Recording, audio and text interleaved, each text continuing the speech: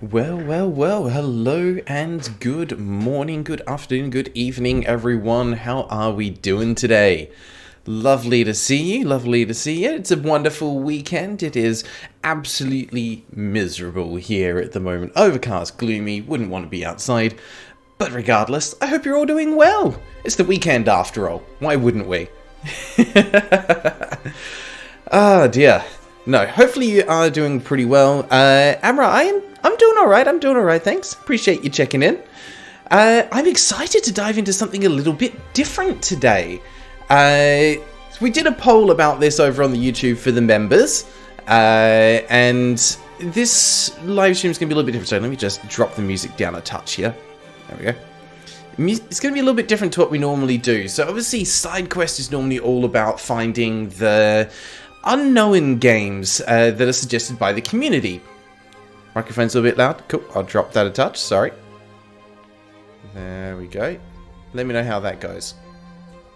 Yeah, it's all about finding the unknown games suggested by the community. You know, ones which have 200 or less reviews on Steam, and therefore we can shine a little bit of a spotlight on them. Normally they're all suggested by all of you. We put them into a hat, mix them up, and we draw 4, which are then voted on, and we play 1 or more on stream, depending on how short or how long the game actually is. This time, though, it's a little bit different, because this is the first time we've had a developer, a game studio, actually reach out to us and ask a game to be featured. And I wanted to share it because they actually have a little bit of an interesting story.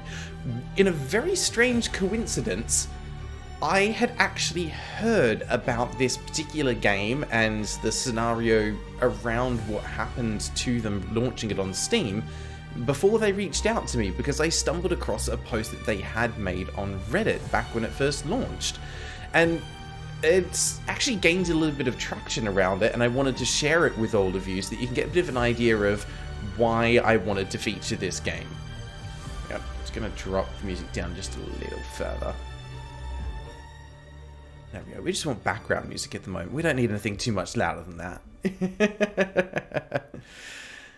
What do you mean Graeldon's now buyable? Capitalism comes. I mean, look, capitalism's always going to get here eventually, right? Capitalism always wins in the end until something eventually wins over capitalism.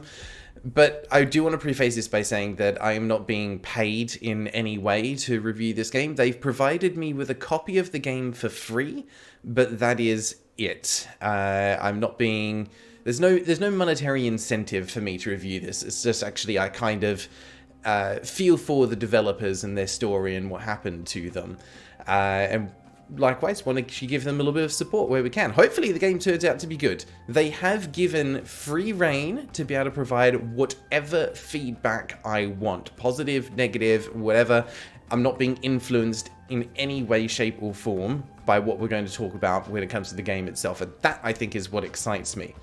So, let's see if we can get this to work. It's probably going to do the wrong thing with the sources because I actually need to share the entire screen. There we go. Yep. Nope, that did not do what I wanted it to do. Hang on. Bear with. Black screen of death. Why did that not work? There. Capture entire screen. Hey! That's actually not what I wanted it to do. Because we're catching game. Alright, we're going to switch over here first, because I want to show you guys the article first, so you can get a little bit of context for what's going on here today. So this was published on GameIndustry.biz relatively recently as well, and I think it was based on what came through with the Reddit post. Yeah, here we go, published 24th of November 2023, and it just gives a bit of background. So I'm going to skip over some of it, but this is the game studio founder here, Maxime Vazina. Founder of Bold Spirit Game Studio, developer of Red Trigger franchise, FPS puzzle games that counts Portal, Bioshock, Metroid Prime, and Antichamber among its influences. So already this game is going to be kind of up my alley. Love those games. Portal, amazing. Bioshock, would you kindly. Metroid Prime, also just astounding game. Like, especially for something that came out on the original GameCube. I don't know if any of you guys had a GameCube, but if you played Metroid Prime, please let me know, because that game is fantastic. Yeah, Tricky, I know you're a fan of that one. So basically, they released a game, original game called Red Trigger. It was made on his own. It was a final student project released on Steam through the Greenlight program in 2016 for free. So did it as a way to get the name out there, help land a job, etc. It got 250,000 downloads, 2,000 reviews, and a 90% positive rating. That is just outstanding for a student project game. Like, that is round of applause worthy. For a student project to kind of get that reception is just incredible. So from there, went and did 4-year stint getting experience with Ubisoft Montreal. Great way to kind of build your skills and your resume. Then jumped ship to establish Bold Spirit, put together a team of developers, and started work on a sequel. By November 2022, it was pitching to publishers to get funding, but was running into 2 issues. One was that they were unsure about publishing a game sequel when that company didn't publish the first one because it was a student project. Seems easy enough, they can just rename it, call it something else. So what they decided to do was ask Steam to rename the original Red Trigger to Red Trigger Prologue, and the sequel would just be called Red Trigger. Nice, you can just rename it, problem solved, go from there. The other comment was that they didn't know if the team could deliver or not because they've never had this kind of level of responsibility before, so they need to prove that it works. A little bit trickier to address. Anyway, goes on from there, but where things really start to get interesting is basically that everything took a bit longer to come together than they thought it would. They requested with Steam that the student project be named Red Trigger Prologue Alpha version, and the remake will carry on being called Red Trigger Prologue. Not the best idea in the world, but Steam approved those changes. So basically they had 2 listings on Steam. One which was the original student project, now renamed, and one which was the new game under a coming soon banner. So yeah, basically 2 listings on Steam at the same time. However, they didn't meet the deadline. It took them a bit longer to get the game to where they wanted it to be than they thought it would. So you'll see here they say, unfortunately the remake didn't come together quite as quickly as they'd hoped, and the temporary release on the remake store page came and went without the game launching. That was the point where Vizina discovered that developers cannot change temporary release dates themselves once the date has passed, and he had to ask Steam support to change the date for him. Shouldn't have been a problem, but it called attention to the Red Trigger naming conventions. So they asked the question, they said, well, we see we've got 3 games that you're wanting to have on here. You've got the original, the remake, and the sequel. They had to explain what the relationship was between them all. And basically, Steam thought that Bold Spirit was trying to sell the same game under multiple names on the store, deleted the store page for the remake, along with 500 wish lists that users had for it. That's pretty damaging. So, because the guys at Valve couldn't understand what was happening with the listings, why it was undergoing the rename, they just went, you're trying to scam people, and deleted it entirely. A little bit rough. In the letter informing the team of its decision, Steam suggested releasing what was the remake as an update to the original student game. Not a bad idea, all things considered, but still a little bit rough. So basically, the remake launched as an update to the original Red Trigger in August. Price was updated from free to $9 Canadian. Pretty reasonable. What they didn't tell us is that it resets the review summary. The reviews are still there. If you scroll down, you can see 2,000 reviews, and you can if you check out the listing. But in the summary, it says 33 reviews. It still shows as a 2016 game. It doesn't look as good to have 33 reviews for a 7-year-old game. That is pretty rough. So that's basically where it is. And yeah, I agree. It's not that Valve did anything illegal. And there are definitely ways that you can manipulate things in the Steam store to kind of, increase visibility and viewership. But what this essentially means that happened is that they spent a lot of time and energy into remastering, or remaking rather, their original student project game into a fully fledged game worthy of a $9 price tag. But because they weren't allowed to do it as a new Steam listing, only as an update to the original one, it never got pushed into the Steam store itself. And you can read further on here. I can link this on the Discord later if you want to. But basically it means that this went nowhere. It never appeared on the Steam front page. It never got listings. People never got notified that there was an update. So it basically went nowhere. And they say here as well, since they didn't get much revenue from the remake and the Kickstarter flop, they sadly had to let go of the team because it's been 3 years on its own money and they basically ran out. So yeah, things got into a little bit of a rough position, and that's why the team had reached out, and I'm sure they've reached out to other game reviewers and journalists and things as well to try and get a little bit more publicity about their game out there.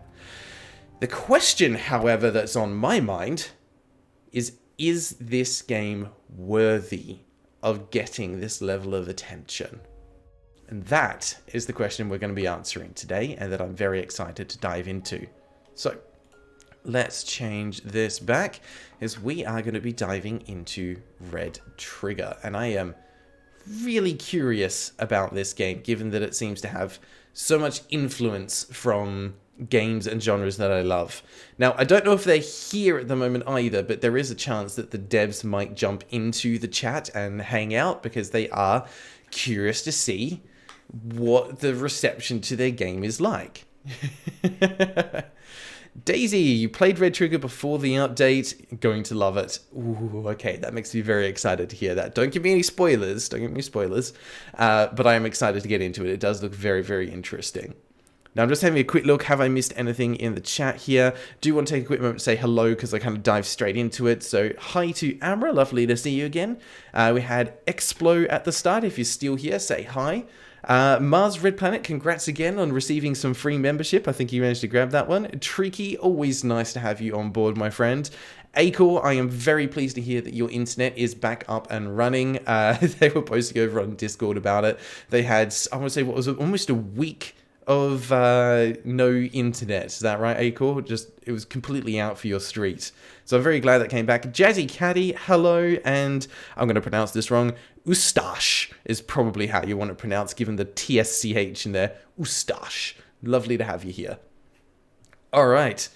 Yeah, thanks, Germany. Exactly. I thought Germany was meant to be, like, super efficient when it came to engineering and all the rest of it, so I'm surprised it took them so long to get it fixed, or even that it broke in the first place. That's just going against all of the stereotypes. All right, now, welcome to Red Trigger, technically Red Trigger Prologue. As always, we're going to start by having a quick look at the options menu. Now, I've already had a peek here, and I have to say, it's okay. I love the presentation. I love that things shift and move when you go into the menus. That's a nice way to make it feel nice and grounded. I'm going to jump back into the audio. We're going to pop the master volume back up to about there. Let me know how the volume levels are. If we need to adjust it up or down a little bit, we can do that later. But first of all, audio menu. Not only do we have master volume, we have ambient, music, sound effect, voice, UI, optional subtitles. Like, that is everything that I love. Things that make it a little bit tricky, though, is the coloring of the font is a little bit hard to see on the background. This checkbox in particular makes it tricky to see if it's highlighted or not, so not amazing. But also, this is a little bugbear of mine up the top here. The font actually looks pixelated and a little bit janky because of what they've used. It could look cleaner, but overall, I like the amount of customization they're giving. Graphics options, screen resolution, screen mode, anti-aliasing. It's got pretty much everything that you could want on here, and of course, I'm loving that everything is set to maximum. Yay, thank you, PC upgrades. Acor, you don't want to drive the trains here. We're good in tanks and cars. Oh, jeez. It's a bit dark, but not more really now. Tractors, you guess. Why tractors specifically? That's got me curious. Alright, what have we got under gameplay? Automatic camera flip when propulsed. Now, I'm assuming that's going to make sense to me later, but for now that is just a giant question mark as to whether or not I should even have that on. Crosshair scale is nice, man, they're bigger or smaller. You can skip cinematics, that tells me there's potential for some speed running in the future. We do not need aim assist. You can toggle sprint, toggle crouch, nice. And key bindings, everything is rebindable, which is fantastic. Plus, it has controller support if you're so inclined. Acor, we've got good engines, and good engines plus tractor equals good. Yeah, okay, that I definitely understand. So now they just need to put good engines in other things, like your trains, from the sound of it. Alright. Nice. Okay, I think we are ready to get into things here. Now, from everything I've seen, it looks like it's a fairly short game, so there's a chance we might be able to play through the entire thing in one stream, which I'm always down for. We'll see how we go. Let's dive in. Loving the aesthetic straight away. Like, that does just look gorgeous. Although, I am seeing some graphical issues. We might need to check to see if there's VSync toggle that I missed.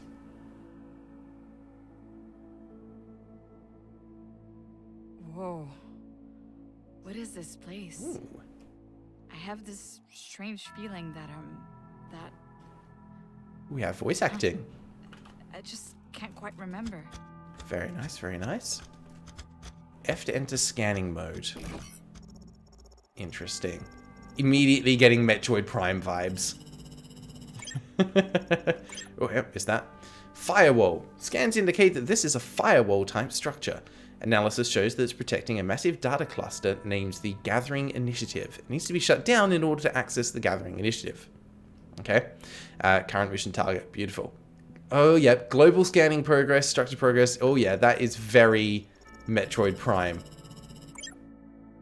Welcome bridge. Self-assembling stairs leading to the welcome center. I mean, already I'm on board with this. An entry point to the server. Continue by crossing the welcome bridge and trekking towards the firewall. The only thing which is a slight annoyance for me is that you have to keep holding down the scan button to be able to read the text. It's not just like let go once the scan has completed. Now, I am just going to adjust the settings a little bit, sorry. The mouse sensitivity is way too high. Let's just drop that down about half as much. Will probably make a bit of a difference. And do we... VSync is on, weirdly enough. Let's actually put an FPS limit on then, because that might be what's doing it. I'm just noticing a little bit of jankiness. That looks better. Yeah. Okay. Gorgeous sightlines there, by the way, though. That is just lovely. Draws the eye to exactly where you want it to go. Nothing there to scan. Alright, we're good. Let's head on in, shall we? Yeah, scanning was honestly one of my favorite things from the Metroid Prime series as well. It's just such a good way to give lore to the game, make it optional. Okay. It is feeling laggy looking around. Sorry, I'm just going to drop the settings down a little. I'm sure it would be fine if I weren't streaming. Let's just put that down to high. See if that makes things just a little smoother. How easily does it take those changes? Pretty well. Yeah, it's just... something doesn't look quite right as we're looking around. I wonder if it'll look better with controllers. Come on, connect. No, we don't want to. Bear with. This is why I should have tested this beforehand. Really should have.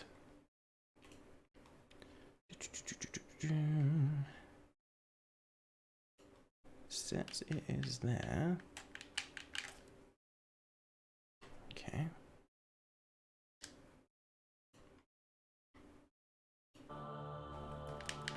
Yeah, no. Controller doesn't want to work today. Wonderful. Love that. Amber, you have a problem with the stream? You okay? Missed one scan in Metroid Prime 3 and was so mad. Yeah, and there's sometimes things where like you will miss a scan and then there is no way back. Oh, we have our gun and I love the way that assembles. What am I supposed to do with this? That is very cool. Yeah, something... Is it just me? Does it look alright on your end? It doesn't look as smooth as I feel like it should look to me. It feels like it's dropping frames, even though I don't think it actually is.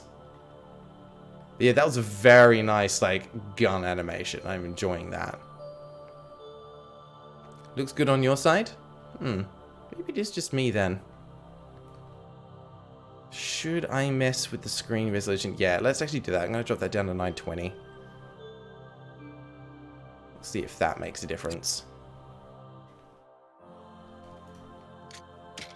Yeah, that is actually much, much smoother. I don't know if you're able to see that, but that looks infinitely smoother on my side. Alright, we have some platforms. How big's our jump? Big enough. It's always the thing, like, am I actually going to make that? Okay, so we have no energy left for that one. Whoa. That was a right click. So right click undoes everything that we've shot. If I shoot a second time, yeah, I can push it back in. Interesting. So we can basically have 3 out at a time. 1, 2, 3. And then we can't do anything else until we bring some back. Neat. I like this. Yeah, the frame drops weren't just your impression. It was definitely happening a little bit on my side as well. So dropping the resolutions made a difference. That looks better. Oh, wait, hang on. Was there something we were meant to... We can't go back! What if we missed something we were meant to scan? Can't scan any of that anyway. It's fine. But we can scan these. A red trigger block. An original type red trigger block comprised of unreadable materials. Responding to the red trigger initializer when targeted and shot, it expands and retracts from its resting place. Further analysis indicates the existence of multiple red trigger block varieties. Sure I can't scan that? You know, the nice red color that... hang on. It had it there for a second. Interesting. RT save state field. One of many save state fields that must be reached in order to progress to the current mission target, Firewall Core. It hardcodes the RT virus at each checkpoint, ensuring efficient infiltration through progress retention. That was a lot of jargon all in one sentence.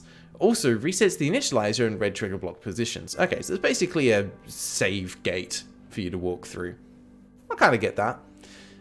What I am noticing here at the moment, which is quite interesting, is for something that's meant to be a remake, this still definitely has student project vibes. Now, mechanically, I'm loving how things work so far, but it's the presentation.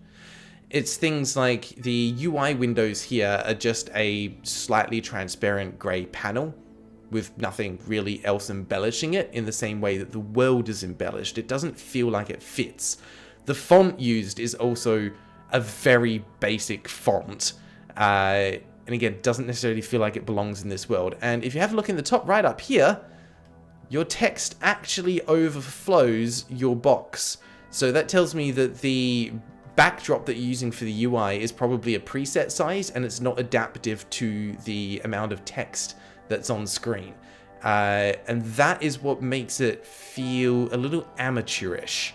These are the things that if this were like a full AAA developed game, something like that, I would expect to be cleaned up, tidier, better presented, but also more consistent. Your font down here, you have a black outline around your white text. Up here, you have white text, but no black outline.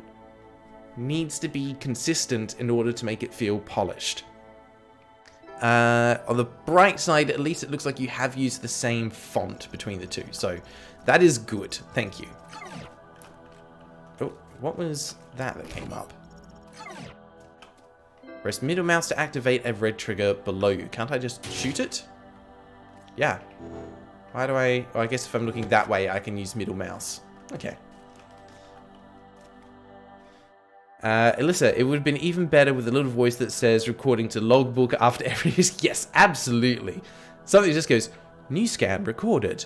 Or, like, yeah, logbook updated. Alright, let's push that out. So we can make ourselves a little bridge across that way. That's very neat. And then we can right click just to pull everything back in. Yeah, right click to recall all the red triggers at once. Ah, and did you see that? Your text came up before your little blue background did. Depending on where I'm standing. Yeah, it's trying to overlay two sets of text at the same time down the bottom there. This is what I'm saying, it's the little things that make a big difference. Looking at the area itself is gorgeous.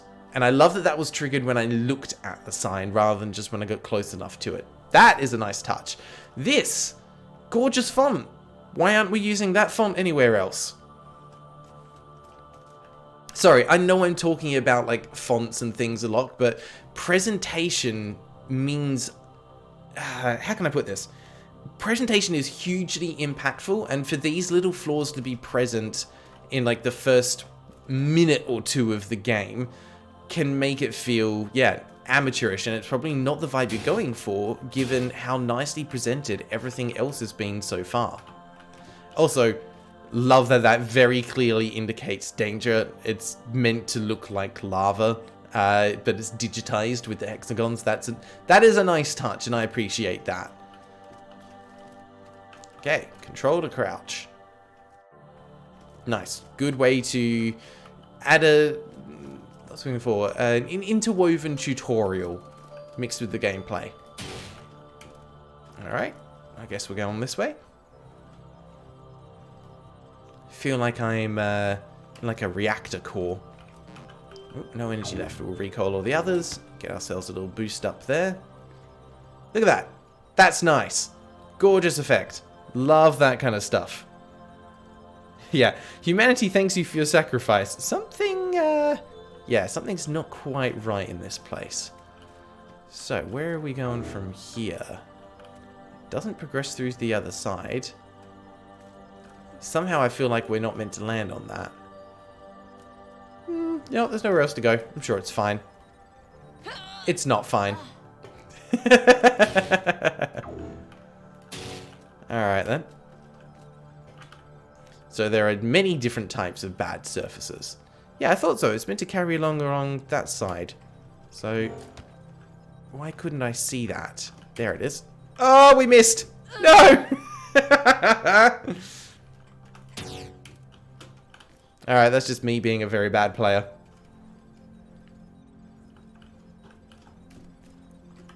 There we go. And this is going to be coming out here. There we are. Are you serious? I overshot? No! That's not how this goes. However, on the bright side, the game is very forgiving if you do die. There's an almost instant respawn, so I can't complain too much about that. But what it does look like is you have very little aerial control once you actually jump. You can't change direction too much. Yeah. Alright, recall all of those. Is this a platform here? Also, have I missed something to scan? I did. I nearly missed that. Those are Wanderers, traveling data chunks that carry unique sections of server code designed to modulate firewall stability. Error encountered, encrypted data. Guys, in chat, please let me know if I am forgetting to scan something. I will need reminders on it. A lava-like collection of corrupt data files that will destroy anything that comes into contact with it by overheating said entity. Warning, dangerous element, avoid at all costs. See, that second bit, not really necessary. First bit really says enough. Alyssa, love how you have such faith in all the games you play and make videos on the developers mean the best. It's very refreshing. Look, I thank you for the kind comment, first of all, but I do try to go into a lot of these with an open mind because I want the games to be good. It's as simple as that. And how can I put it? If I go into a game expecting it to be bad and the only thing that I want to do is rag on it, make fun of it, and call it out for being awful, that's fun maybe the first time, maybe the second time, and then it starts to get old because there's only so much that you can say and still make it entertaining. And the problem is that a lot of the games aren't bad enough that they deserve that because they are trying. A lot of them are trying something new and a little bit different, and it doesn't always stick. So it's worth calling out what they've done right and what could be done a little bit better to improve for future. Especially what I found is that there's a lot of game devs out there looking for this kind of content so they can get ideas about what to do and what not to do for their future projects as well. And that's something that I absolutely adore. Because at the end of the day, all I want is a world that's filled with good games that are worth your time. That's all. That's all I want. I just want good games. And if this helps people on that journey, then fantastic. Now, what I am noticing, I don't know if you can see it on stream, there's a little blue line that appears in the crack there. I don't know if that is... Yeah, it's not on this side, so I don't think that's aesthetics. I think it is a slightly misplaced object or misplaced texture that's allowing the light to shine through. What? Oh, hang on. Scan. What is this? Audio... Love the little click they did there. That was nice. Audio log access point, a virtual projector featuring audio logs from server data files. These audio logs were recorded in the physical world and encrypted until version patch update 4909222. Outside forces are working on cracking further audio logs to aid in part 2 of the mission, mainframe infiltration. This is Caden Brock here. Alright, so listen in. CTMT News, reporting live from Neuroseed's Montreal headquarters. I've just been speaking with CEO and scientific genius Alaric Algia about his revolutionary new biotech. They're reporting a 95% pain reduction rate in patients, and let me just say, I'm blown away by the results. He's shown us a rare sneak peek at the data, which includes massive reduction in potential side effects. In fact, the latest trials were so successful that he's now saying the new medication will be available free to the public within the next 6 months. What this industry-changing technology means for Big Pharma is still unclear, but one thing is for certain, our lives will never be the same. Okay, voice acting, not bad. Hammed up maybe a little too much, but not bad. I'm here for it, it's fine. Oh, it repeats, okay. That was firewall glass, defensive glass made to prevent infiltration of foreign entities, designed for the safety of the server. RTV update patch 4803002 successfully infiltrates this defense. Red trigger blocks can now be shot through the glass. Nice. Brock here with CTMT You can shush. Can I stop you? Montreal headquarters. No, you're fine. I've just been speaking with Listening to that, I'm getting vibes similar to Deus Ex Human Revolution. Like, here, new biotech, come install it, and it just like it's literally just a virus. Let's scan what's going on here. Electric doors. Locked doors designed to defend the firewall from potential breaches. The door is unlockable with an electric type red trigger block. Requires RTV patch 4907211 or more recent. Interesting. Okay. So that will be what we've got there. Nice. I like that. So the way to open the doors, shoot it in the middle, and I love that little animation. Just pushing it out of the way. Okay, yeah, Caden, you can shush now. Yep. I love how I can still hear you through an entire steel door. What this industry-changing technology means for Big Pharma is still unclear, but one thing is for certain: our lives will never be the same. Go that way. Okay. Loving the architecture and the vibes here. Sorry. Yeah, Tricky, I agree. Rage bait is boring content. I mean, look, sometimes if it's done well, it can be entertaining because you just want to see how deep the rabbit hole of awfulness goes. There's a time and place for it. But, yeah, there's limits. There's only so much you can do with it.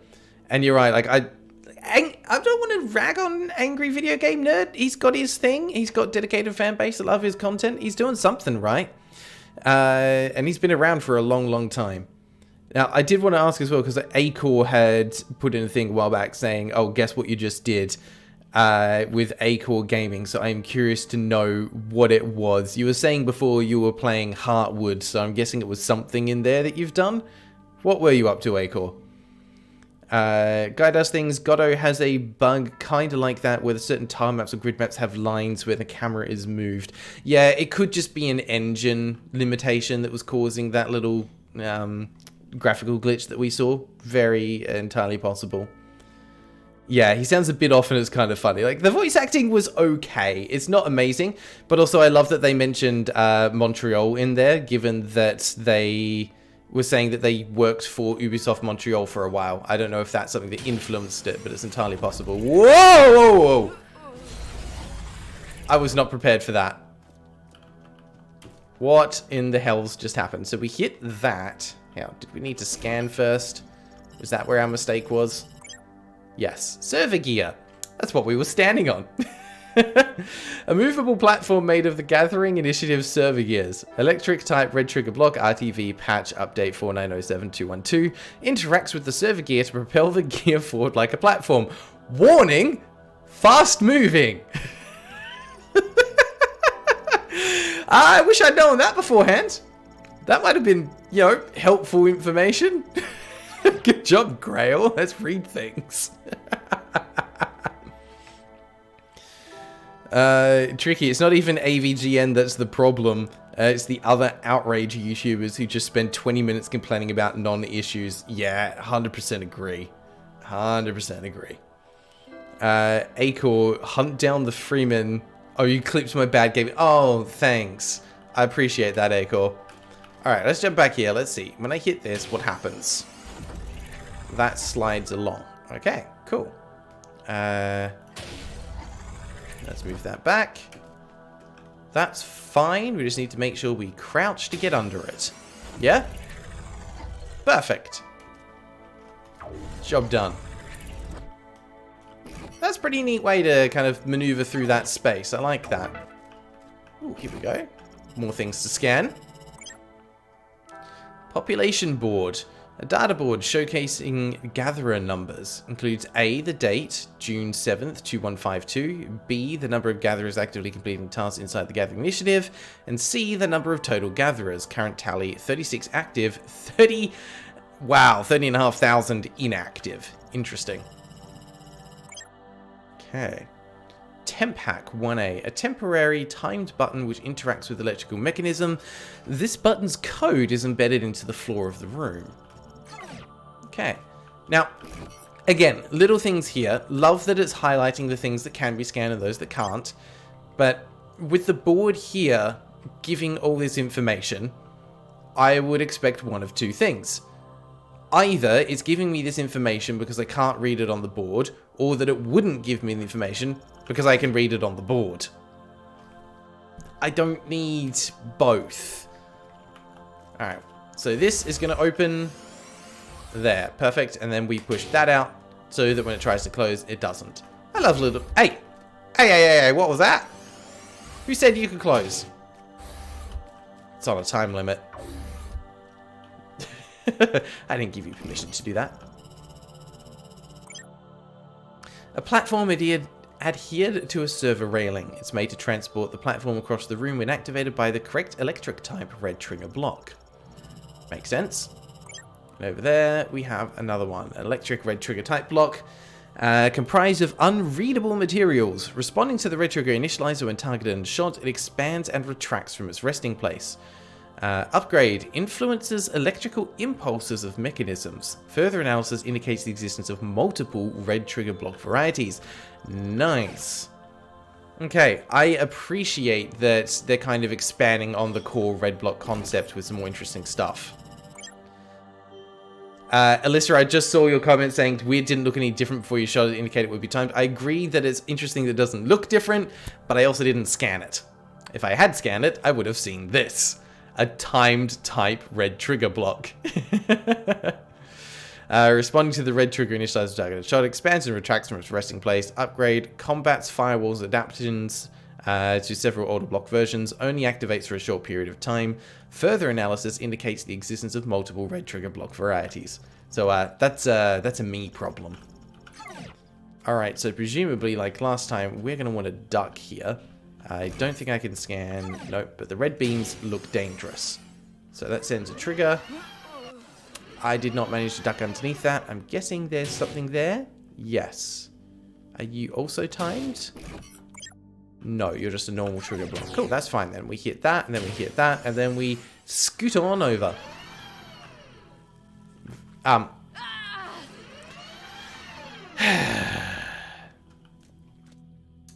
We hit that, and then we hit that, and we scoot on over, and we jump off before we die. Because it goes into the little groove there.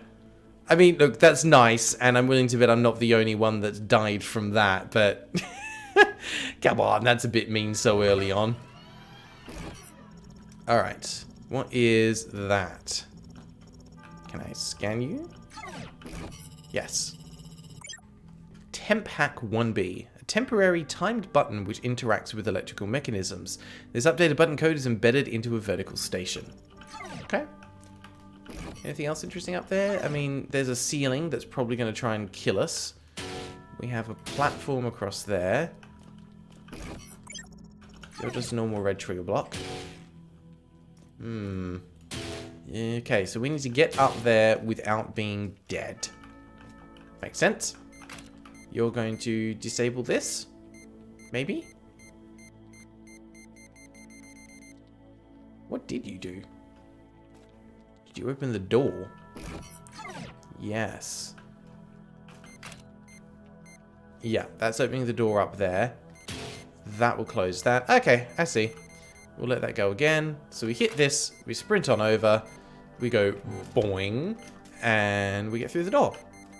Ooh, that was some lag while it was loading something. Ooh, nice, nice. I like that.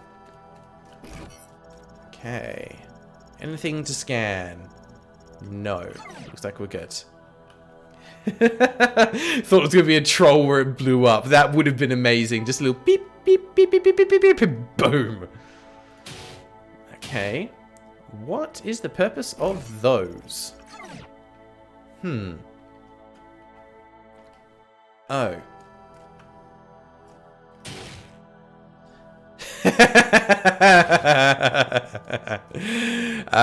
Okay, that's nice little bit of design. See that little grey groove in the middle there? Lines up perfectly where that is. That is nice little bit of environmental design. So, I'm guessing this is Red Trigger's version of Portal's speedy thing go in, speedy thing come out. Yep! Whoa. I expected that to be painful, but strangely, I did not feel a thing. So I'm guessing I could use these to go back over there if I wanted to. Yeah. Yeah, I can. Very nice. Woo! Alright. Acor, you how much you're grinding so much in Heartwood. Honestly, just play RuneScape.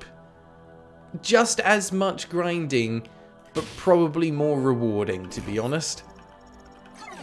Hey, Bold Spirit Game Studio, thanks for stopping by. I'm gonna guess is it Max? Was that your name, Max? I'm not sure if it is you or if it's someone else from the studio, but nice to see you here.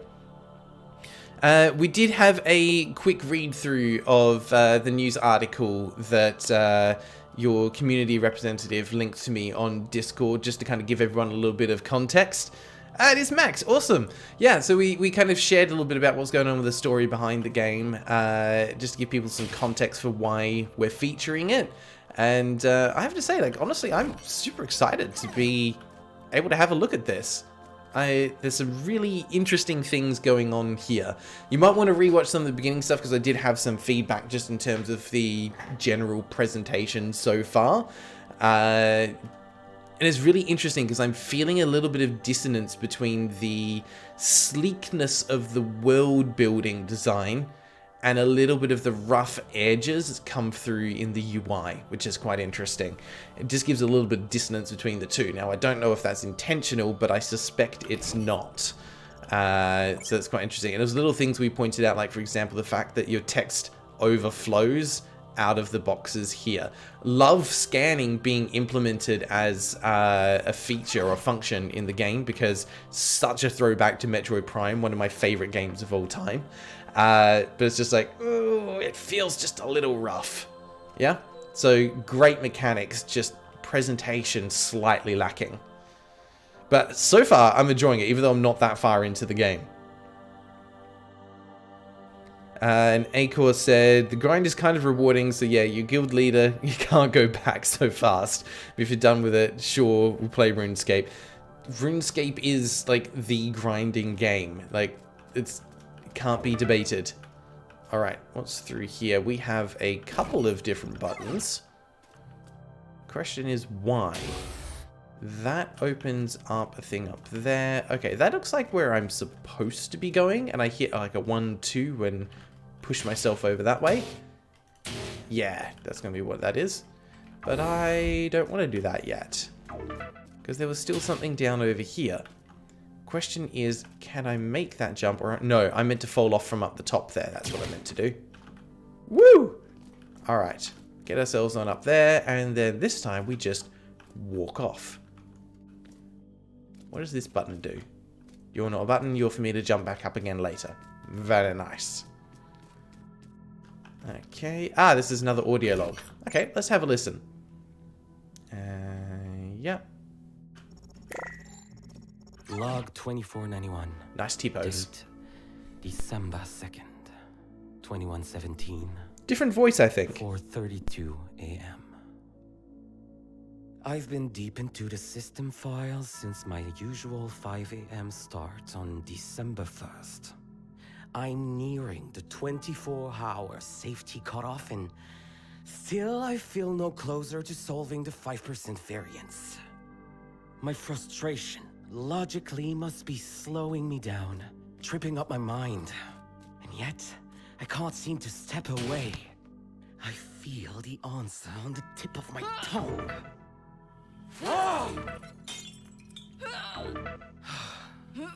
What am I missing? My calculation. What am I missing? The math. It should work. They're all counting on me. And I swore I'd heal them. Well, I don't think this was meant to happen. Oh dear. Is there a way? I think I have to go back to back to main menu. Let's reload that because I don't think that was meant to happen. No, it hadn't saved. Huh. Oh no. I thought it was auto-saving as I went through. I thought that's what the gates were for, but I'm guessing they were just like checkpoints for when you die. Well, that's unfortunate.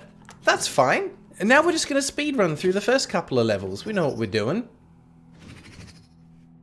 But yeah, we're bug testing this game.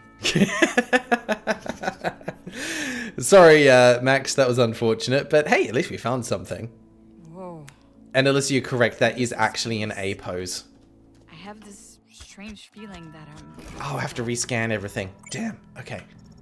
No, I don't. That's already showing as scanned. Okay, so it has remembered some things. Interesting. Let's grab our gun again, shall we? I still love this animation, by the way. That is so smooth and satisfying. What am I supposed to do with this? Yeah, very interesting that it's actually remembered some of the things we've scanned. Alright, we'll do that. Get rid of those. Job done. And yeah, Max, don't worry. I have a habit of finding weird bugs in games where they just shouldn't be a thing, but they are. So, honestly, you've got someone good doing some playtesting for you. This was one other one that we found. The UI here, it seems to be trying to load two messages at once. And you can see a little bit of displacement of the text at times where it overlaps. That was one other little like graphical glitch that we found at this point. Does this mean that Grau has Vinny's passive? What is Vinny's passive? Guy does things. I am not familiar. Also, let me check. Is it a manual save? There would be a manual save, but apparently save functionality is coming soon. So yeah, there are no saves at this point in time. So we'll have to do it all in one go. Interesting. Alyssa, what happens if you stand between those vertical blocks and activate them?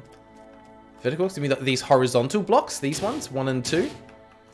You know what? I would expect that this would kill me. Thank you for the sacrifice. How fitting. We are going to go over this way. Big jump. We're good. Duck under here. Okay. That wasn't a bug, that was a feature. Yeah, that death just then, that wasn't a bug. There we go. We figured this one out earlier. Well, I mean, of course we did, otherwise we wouldn't have progressed past here. Wait, why did that... Excuse me. You were meant to send me up a little bit further than that. That's fine. We'll just send out another platform. Man, speed running tactics fail. There we go. Okay. And then we need this one. And we duck under and off we go. Alright, we scanned that one before. That was fine. That one we shoot and duck through here. This one we figured out the hard way that you need to shoot that and then duck. That one killed me the first time and that was very entertaining. Great trap. Loved that. Let me just check the comments here. Vinny's passive is his ability to have stuff break on him for no reason. Excellent. Vinny Vine Sauce. Ah, I see, I see. Blue Spirit, sorry, saving your position is still work in progress since we had to slow down our activities due to lack of funding. It's just yourself at the moment, so patches are slow. Not a problem. From what I saw, it looks like the game's only a few hours long at most, so reasonably doable to play through in one session from the sound of it. So I've got no issues with that personally. Yeah, save files are always a nice convenience, but for a shorter game, it doesn't matter too much. Only one chance, do it or die. Yeah, absolutely. Got to see what happens. And about the Vine Source passive, he did a frame perfect trick in Sonic 3 3 times by accident. He also did a believed to be tool assisted speedrun only strat once. That is actually incredibly impressive. Especially if you don't know about it beforehand. To do something like that by accident is actually kind of insane. Oh, hang on. Shoot that and then sprint. This one, what did we do? We hit that, then hit that. And then we just make sure we jump off before we die. Perfect. This one goes out.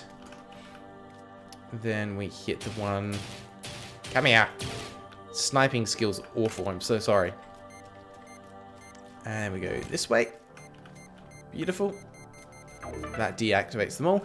Actually, now I think about it, I do appreciate the fact that while these barriers might not necessarily be like a save in how I thought they were, from a speedrunning perspective, to have them automatically deactivate all of your triggers that are out is actually a really nice touch. It's a time save and a nice convenience thing, so I do appreciate that. Most people fall there indeed. It's a game a lot about trial and error. You respawn fast, so when you respawn, you're like, oh, okay, I know how to do it now. I absolutely agree. That was something that I think we picked up on pretty early on, is that if you do die, the respawn rate is really nice and quick. So death and mistakes are very forgiving, and I definitely appreciate that. So, we haven't been past here yet. We're back to where we were. There we go. Push ourselves through. Okay. Right click to bring all that back.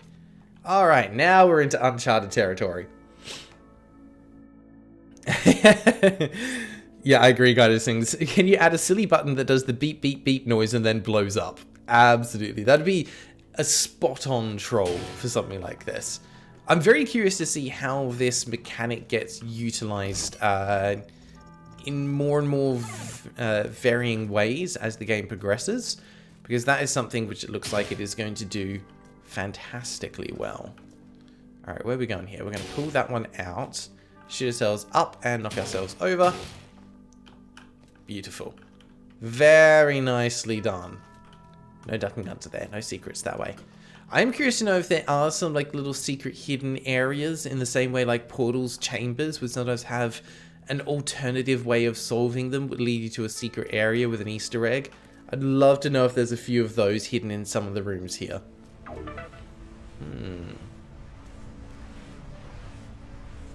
Okay, what have we got here? A server fan. A large rotating pillar known as a ventilation shaft. This structure is used for cooling the server's hardware and protecting gatherers from heat destruction.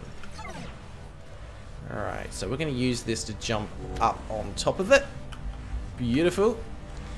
And where are we going from here? Well, we're going to need to go up again. And it looks like there's something there that's going to trigger down over there. That's the one we came in from. Yep, there we go. So that, I assume, is going to open a door down there?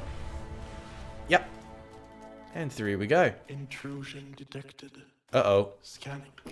No, I am the one who Just scans. what I needed right now.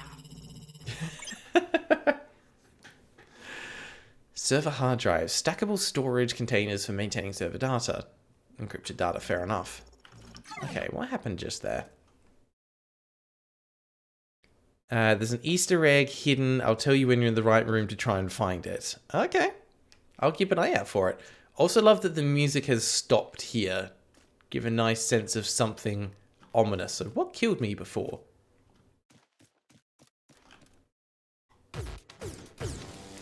Oh, that would be what killed me before. Alright, this is the floor is lava style level, I'm guessing. There we go. So, where to from here? I guess we go this way. And... Oop. No! Oh, excellent. Love it. Love it. Okay, goes across. Stand to the side or jump, I presume. Oh, no energy left. No! Right, okay. Ah, dear. User error 100%. Okay, pull all that back. There we go. Jump, shoot. No! Okay, it does come out a little ways. There we go. I thought I'd have to jump onto it as it was there. There we go. Making our way up. Where to from here? Back up that way. Nice.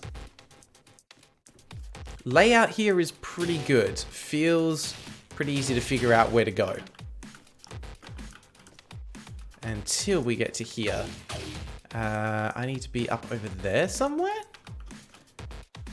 Ah, shoot. I'm not going to make that now. Nah. Oh, okay. It's actually respawned me part way up. Got it. Do I need to knock myself over there? Maybe I do. Let's try this. Yep, that works. I like that. Alright, so we're going up this way, over that way, and then over that way. Nice. Anything else hiding here? No, that's going to keep coming up. I'm curious to see how far up this goes. Is he going to stop at some point? It's still rising. Does it go up and past and I can go underneath it? Or does it stop right at this level? Stops here. Nice room. That was good fun. A little more fast paced.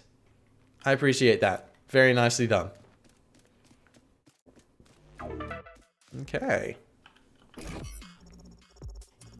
Actually, was that a mesh that I could scan? No.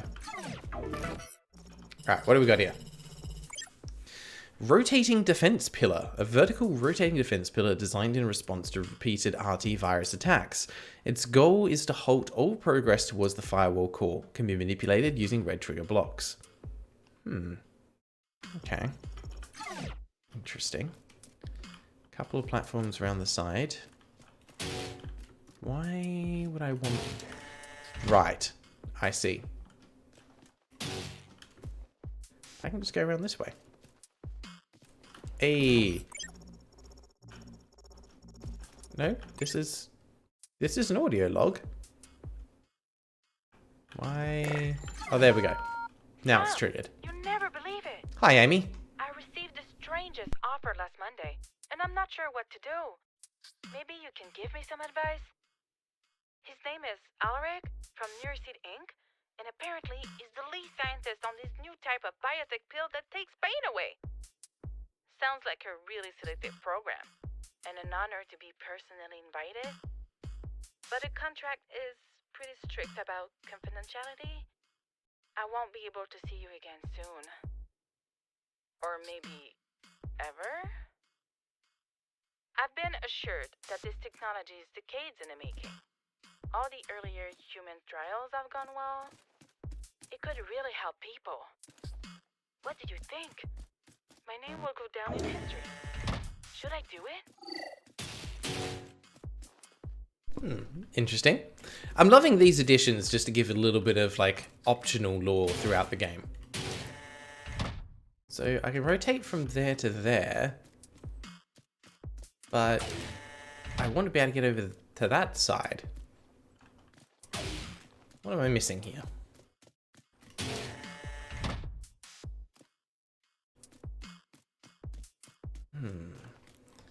Ah, hey Des, how you doing? Thank you for stopping by. Hope you're doing well, my friend. There we go. I know you've been pretty busy with work and things lately. So it only seems to rotate 90 degrees. Acor, you had poutine. It's Canadian. Want to ask if you know this. Maybe it's great, by the way.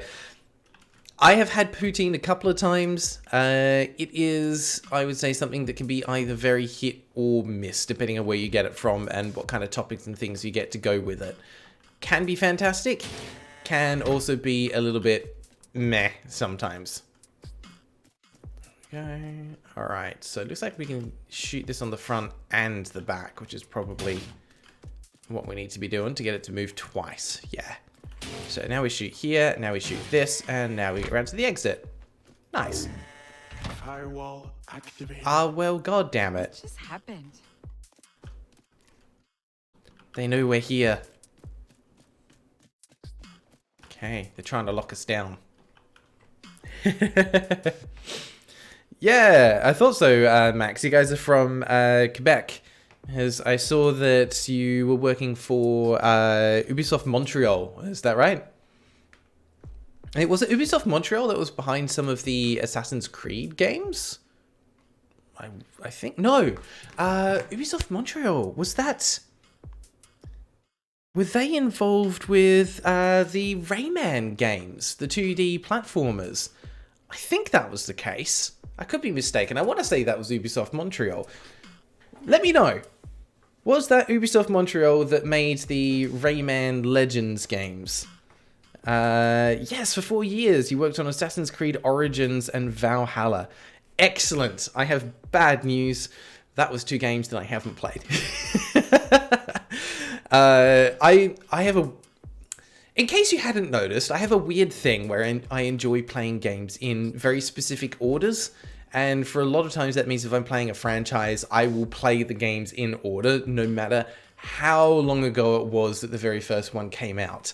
So for me, for Assassin's Creed, I have played played the first one, all of the Ezio trilogy, 3, and Black Flag, which was 4. Haven't played any past that yet. I really need to. But that's going to have to wait until I eventually get to that point in the Steam sequence now, because I don't have time for anything else. Alyssa, you missed Rayman. Rayman 2 on the internet. Yes! Rayman 2, The Great Escape, I think it was called. Fantastic game. That was my childhood right there. Also, that little bit of like momentum you get from things, like, that's not going to get old. Alright, what do we got here to scan? Scientist ID 10082, log 5, year 2118. Note, we're less than a month away from launch and we're still getting reports of bugs in the save system. Public excitement is tangible, but will we be ready? This feels like it's a note from the devs. Also, I'm loving that while I'm in scan mode and reading this, my character is just running on the spot. That's excellent. But this feels like something that I'd expect you to write, Max. Less than a month away from launch, still getting reports of bugs in the save system.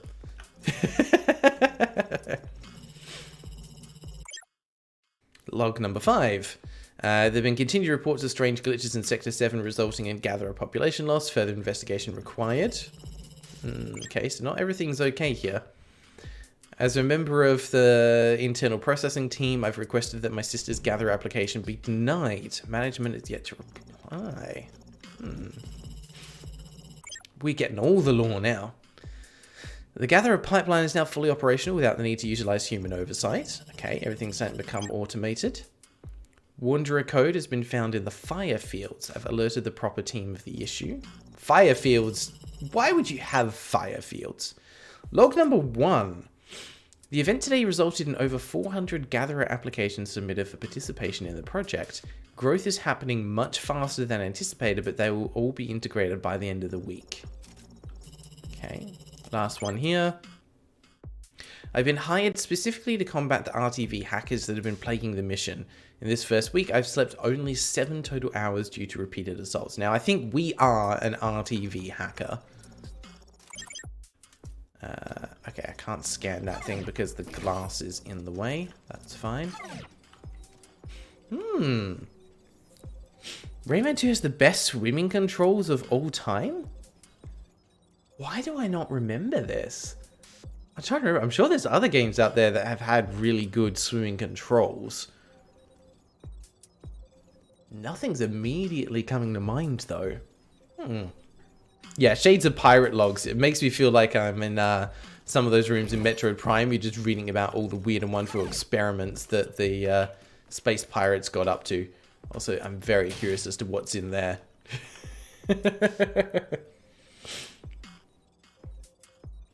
Your dad, your dad just walked in, saw the room, was like, nope, too old for this. I mean, I didn't walk in and do the, you're winning, son. Thinking you were playing. Alright, what have we got going on down here? Right, we need to open that. Is there a way that we're meant to drop in somewhere? No. There is a door down over there. And another door there. So we need to figure out how to get these doors open. What can we do? That does nothing for us. That will do something once we've managed to get the door open. Yeah, we're messing around with Metroids again. Surely it won't go bad this time. They keep trying. They keep failing.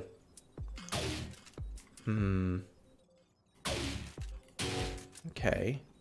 Interesting. So we can mess with some of the barriers to create paths through there. Good to know. This will be another case of us needing to get the door open.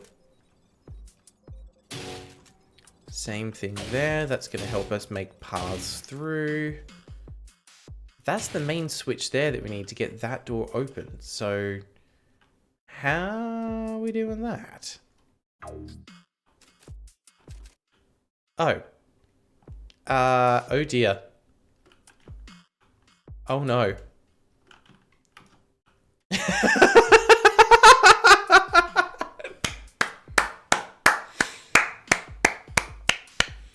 So bad news. I have broken the game again.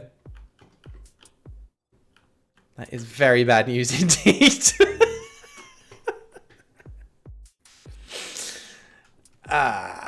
That's an oopsie. I wonder if there's meant to be something up there that I was meant to get using that block just to jump up a little bit higher. Look, to be fair, this is why we play these games. This is why we do this. It's not that I didn't save, there is no save. So that is unfortunate. But yeah, there does not seem to be a way out of this. I am trapped in a little cube. I fell through the floor. Don't think that was meant to happen. Oh, I am so sorry, Max. Alright, we are going right back to the start. Round 3, here we go. Just because I know everyone wanted to see this so many times. To be fair, this intro section is fantastic. Like, I can't complain. Actually no, there is the option to skip cutscenes. I guess I could turn that on, but then I would miss things later on in the game, and we don't want to do that. Okay. Whoa. What is this place? And yeah, everything I scanned before is being saved. So that tells me that the way you're saving scan information is different to the way that you're saving player and level information. Very interesting. What am I I supposed to do? It's a feature. There's a chance to get dragged into the Shadow Realm. Oh, I love it. Well done. That was a 10 out of 10 joke. Well done, Guy Does Things. That's something they should implement in basically every game. Just like, yeah, whenever you're playing, there's always a chance that you will just randomly fall through the floor and die. And have to restart the entire thing. Because that's fun, right? Yeah. Everyone likes a little bit of randomness. There we go. Level saving's more complex with the different states of the world. Interesting. I hope you managed to get that one figured out pretty soon, because yeah, it's a little bit rough when you've got bugs that prevent you from being able to progress because you're stuck in a position, and the only fix is to be able to reset completely. Even just having the ability to press a button that takes you back to the last door that you passed through would probably be a good idea. So if you could make it so, for example, I could just press R and it would take me back to the last one of these gates that we passed through, it's probably the best short-term fix, because I imagine that's easier to implement than full like game file save states. I could be wrong on that though. As I consistently say, I am not a game dev. I make a lot of assumptions when it comes to these kinds of things, but I feel like I try to be reasonable with the feedback that I provide. Oh, hang on. I forgot to shoot the thing. And this time it blows up.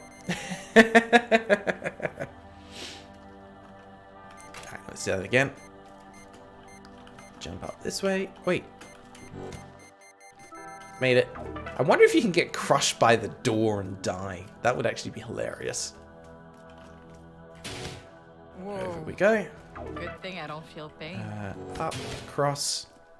Whoop. What happened there? I didn't open the door. That'll help. Whee! Okay. We want to hit. Excuse me. I can shoot. Why can I not shoot you from here? There we go. Nailed it. We're going to develop some speedrun strats slowly with this. Up we go. Up we go again. And I like the cable here does actually direct you to where you will need to be to land after this. Woo! Alright. Intrusion. Let's get a move on. Scanning. Great. Just what I needed right now.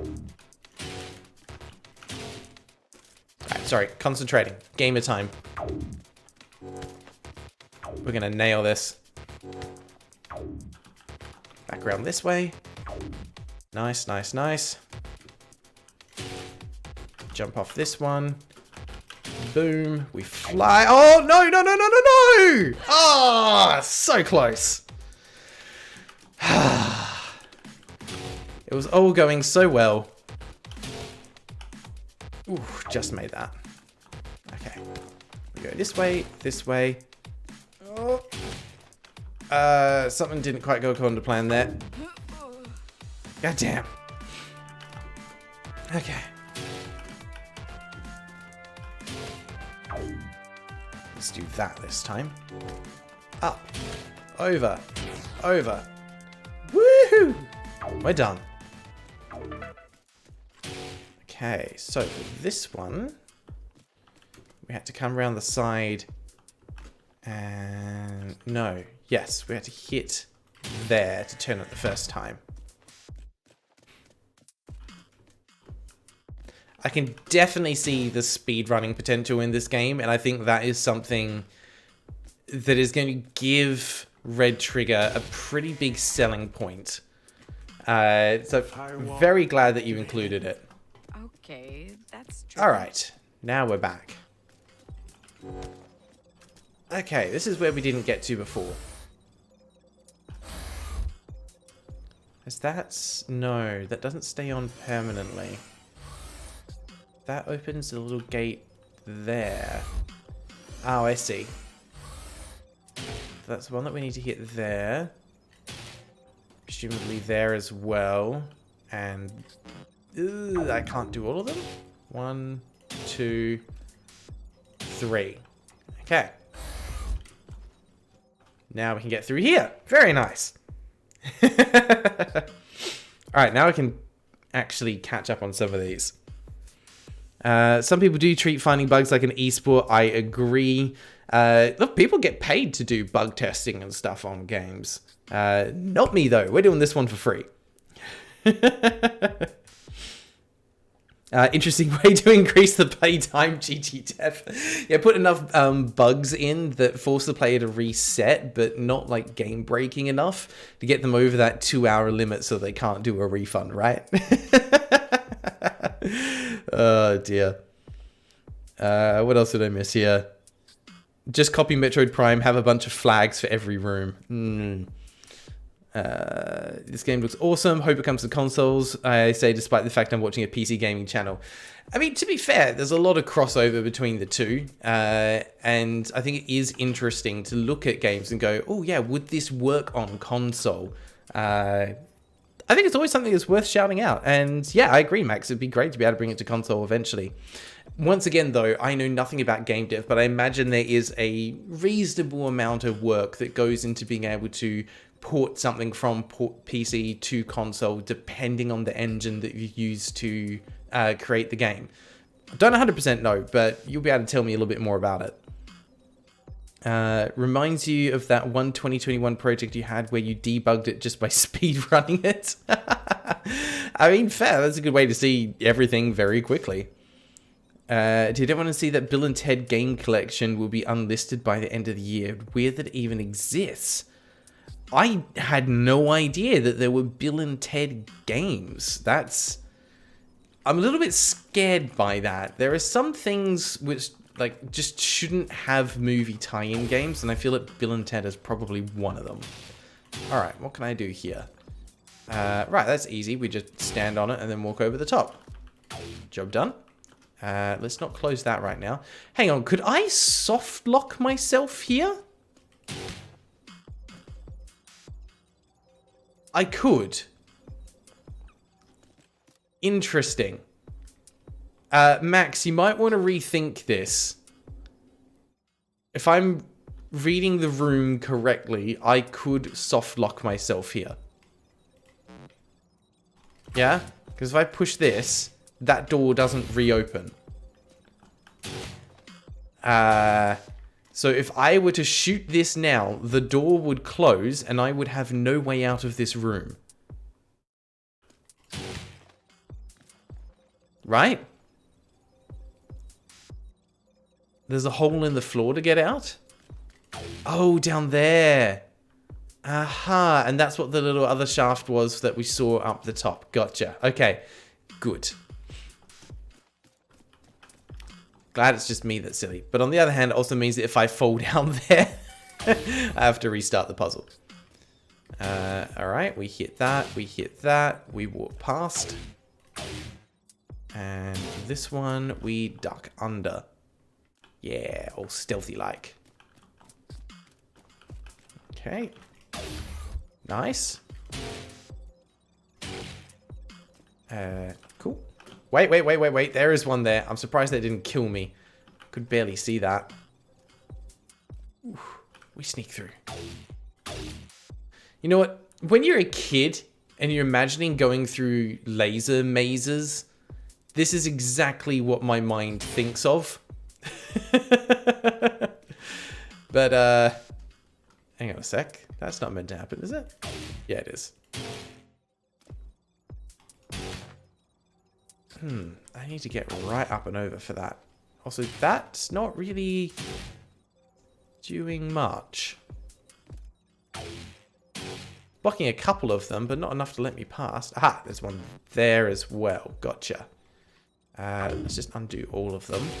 You... Ah, no, that's fine. That one's done with a trigger there. Okay, now we can get over. Do I need it to bounce, or can I jump that? I need a bounce. Okay. Just back up, but don't hit it. Over we go. Nice. Alright, we can get on out of here now. That is a very cool room. Very nicely designed. The Easter eggs through the hole. Damn it. I have to do all that again? Ah. Yeah, alright, fine. Let's go. Let's go have a little look at our Easter egg. Actually, can I get back through that way? I can't. I have to go the long way around again. Alright. Hit the button. I think I'll only need to do the first 1 or 2 of these to be able to get through. It's worth it. That was the wrong thing. What do you mean no energy left? Because I didn't need you. I need that one.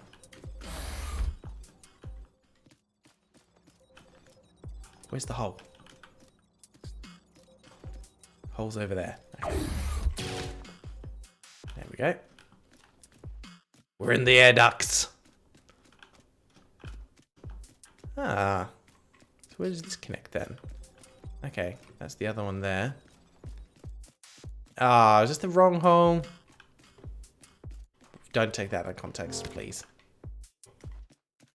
Yeah, so it has to be the third one, I'm guessing, then.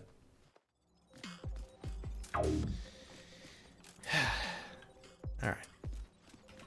Back up we go. Do that. 1, 2, 3.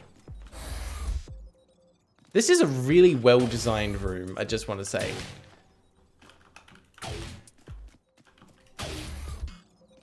Well, I didn't actually mean to do that. That was accidental. And yeah, it's put me back where I was. This is not the hole that I want. Oh, hang on. Maybe it is.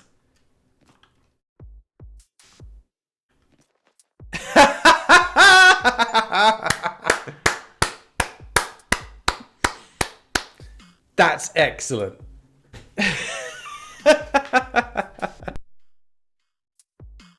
Tucked away really nicely.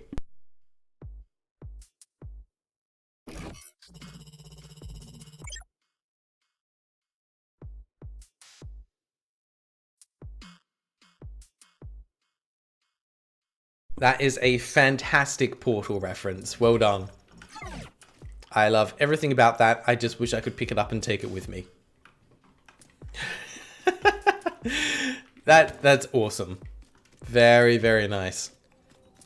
I do hope more people are able to stumble across that, because that's a brilliant little touch. Unfortunately, I believe we... No, we don't need to solve the puzzle again, because we can just boing and make our way out. Okay, what have we got here? This looks cool. Floating data chunks. These are key cubes. Scans indicate that these cubes may hold important information by the way to accessing, but the way to accessing is still unclear. Another auto log. Hello. I would like to listen. Hey, Sam. If you're Hey, Amy. listening to this voice message, it means that I decided to sign the contract with Neurosync Inc. Don't worry. I trust him. And I know that this choice will make this world a better place. I'm sorry this is how you'll find out, and that we couldn't find time for our one last karaoke night. But this is the right thing for me. The right purpose. I've lived for so long with such a weight on my shoulders. Now that weight will have a meaning. The darkness will bring others peace. Just imagining that. Just the thought. It makes me feel a sense of determination so strong that even you can convince me to change my mind. So, I'm sorry, but,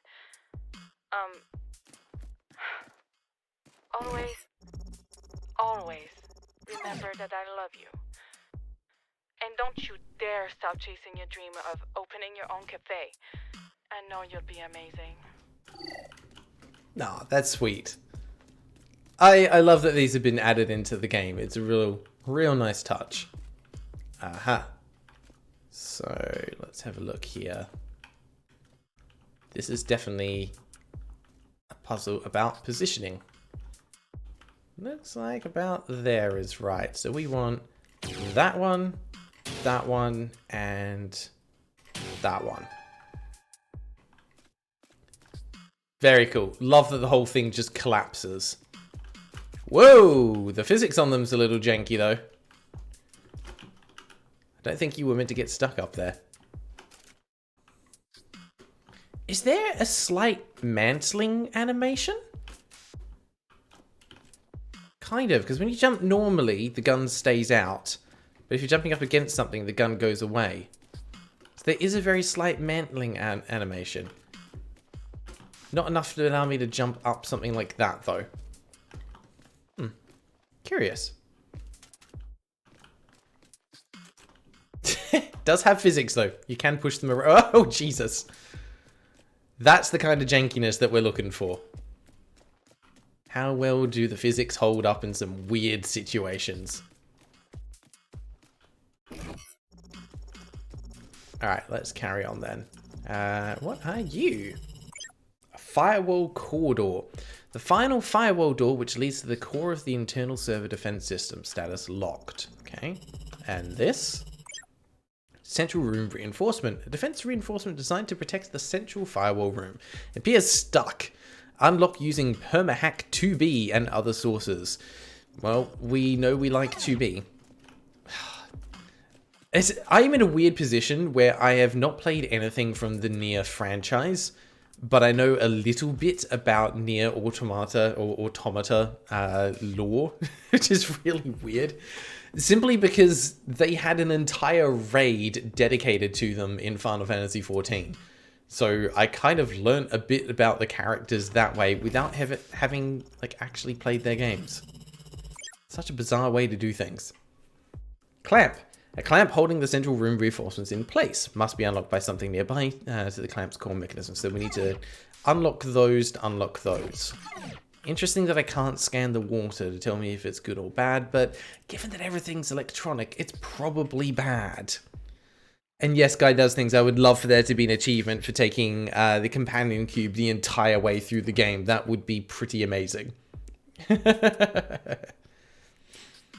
Fischl, you're playing through Nier Replicant right now. Decided to get it after Nier Automata. I've heard that on average the Nier games are pretty fantastic. How is Nier Replicant going so far? Are you enjoying it? Is it good? Has it met your expectations? Alright, what's through this way? Let's take a look. Oh. Not only is this corridor twisting, but my stomach is starting to twist along with it. I love those kind of mechanics.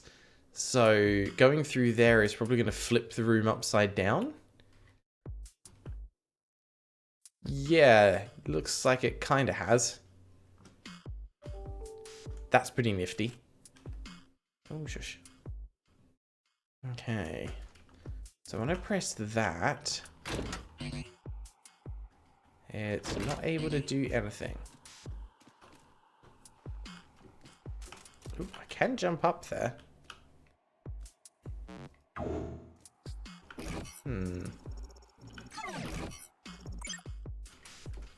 Final firewall door which leads to this. Yeah, okay, we know it's locked. Hang on, did I just scan the wrong thing? Yeah, I can't scan that. Also can't open it. Anything else here that I can interact with? Not really. If I go down there, I'm definitely dead. Okay, let's go back. I think there's something I need to do in the previous room before I can properly go there. So far, you're enjoying it. Really enjoy the music especially. I think the Nier series has some of the best video game soundtrack, also the characters and the story.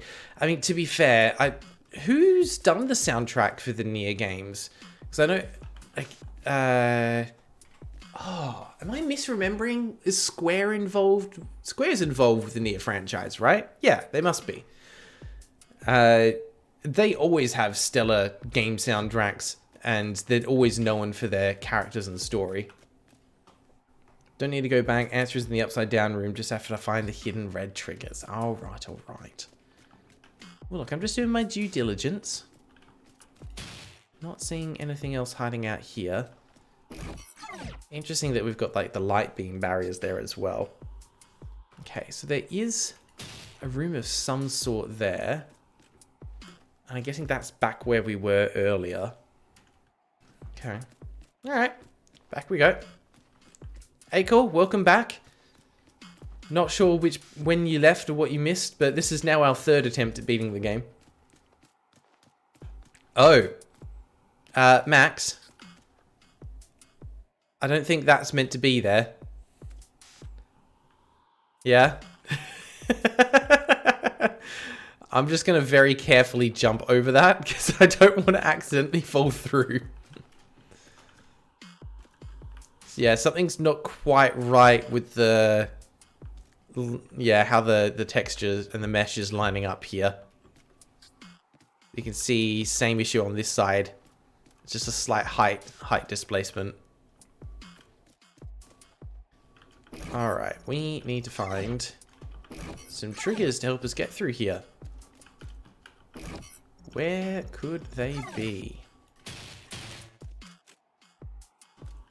So we need to be able to open that. But this is being held in place.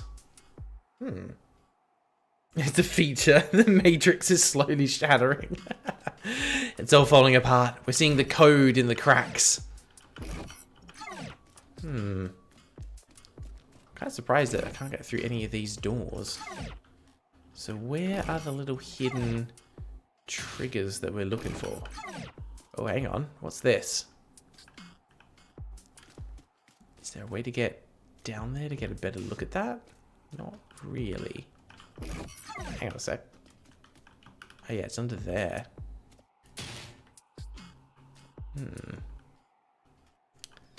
I feel like I'm missing something very obvious. Like, that has me curious down there, but I don't think I can fall into it. You're not a trigger.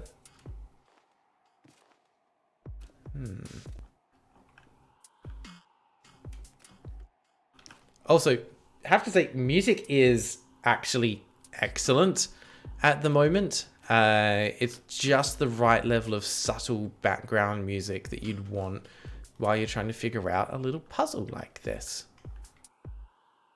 What am I missing? So we need to undo those clamps.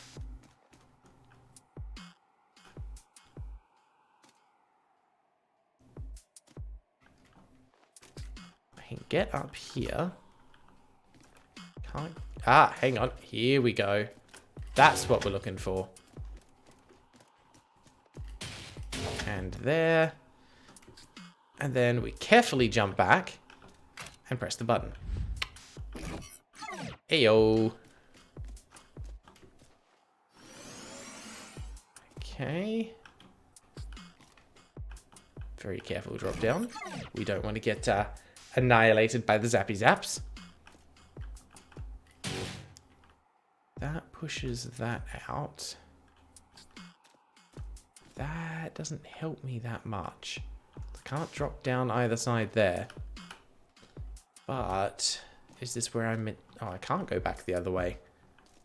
I am stuck in here now.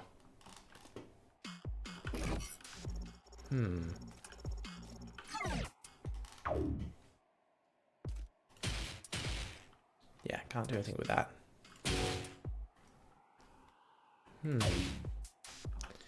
What function do you serve? I feel like there should be something else here that I'm meant to be hitting. In before the dev's like, nope, you're soft locked again.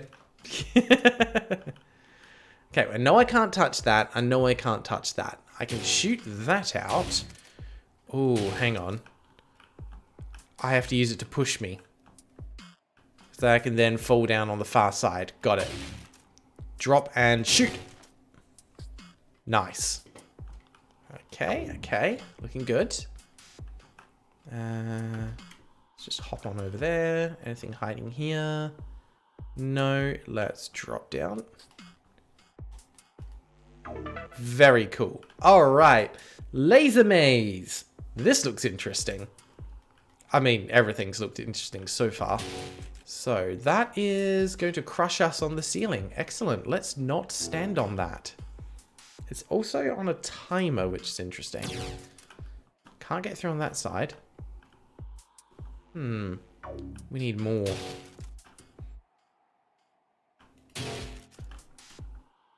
Can't quite jump that. Can I see any others? Let's scan these. Error encountered encrypted data. Cool. I think these are all going to be encrypted. No, this one's not. Processing Unit 1. Brianna Reese, Gabriel Sears, Priya Sharp, Esha Ranch, Lennox Wang, Angus Bird, Reed Kidd, Sam Brush, Cohen Chavez, and Sean Scene Allison. One of the two. Now, these are sequential. I'm guessing these are meant to... Well, I'm guessing these are names of people who have been involved with the project. I reckon that's another little Easter egg that you've slipped in there, Max. Agitation, agony, aggressivity, alarmed, alienation, anguish. Interesting choice of words. Error encountered. Okay. Scared, schadenfreude, or schadenfreude, scorn, self-conscious, self-loathing, self-pity, shamelessness, shocked, smug. It just feels like words from a dictionary. And then we have random code. We'd love to know if this is meant to be something that you can solve and it actually represents something, but I have not got the time for that, I'm afraid. Rebecca Stevens, Sean Tucker, and Andres Berg, Riley Welch, Abdulli Calderon, Pauline Goldon, Annabelle Fleming, Zhao Fulton, Maisha Noble, and Rosalie Jarvis. Not devs, they're part of the lore that you discover in the sequel. Interesting. And it is decodable. I love that. Nice touch. They're the kind of things that for people that are really interested in that, they will take the time to dive into it and figure out what it all actually means. Not something I'm going to be doing on a live stream, but it's a nice touch. Aha, that lets us through there. And that just gets us shot with a laser. Excellent. I need to be here. Yeah. That blocks the ones going that way. That blocks the ones going that way. I can get past into this gap. Where am I meant to go from here? How does this help me? You don't really achieve anything. Why would I want to be all the way over here? That's just going to kill me if I go up there. Alright, this is a puzzle to solve. That one doesn't let me get through though because they're being shot from that side.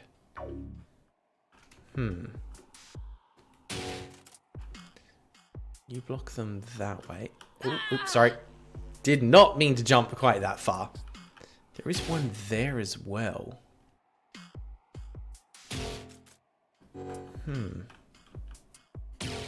One away at the back there. There's one at the back there. Interesting.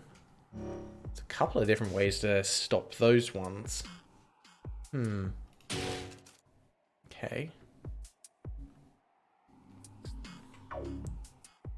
Yeah, trick is often to use pairs of red tricks on both sides since the lasers come from both sides. Absolutely. Just trying to see which pairs I want to use. That allows me to stop that.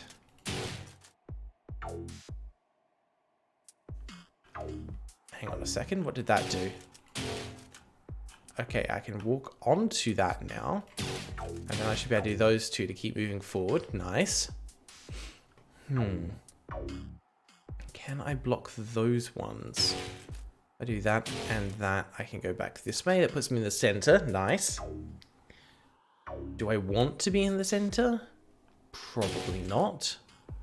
Ah, but I do because I need to be over here for these ones. That'll block that.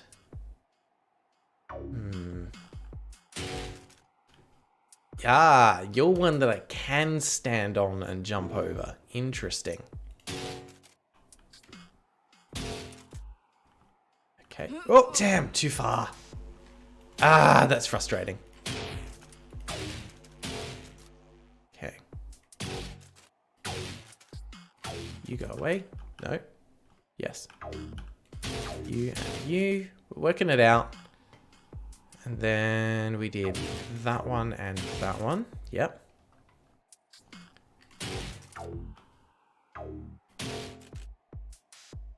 That lets me get to here.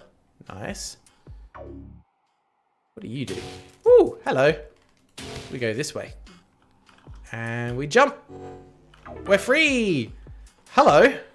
This looks interesting. This looks like death. Let's scan this. Servo rotator cuff. Mechanical rotation arms. Caution. Activation appears to be temporary. Okay. And on the other side, a gravity corridor. Twisting corridor which inverts gravity and allows the red trigger virus to continue into previously inaccessible server sections. I would be curious to know, Max, are there plans for this to be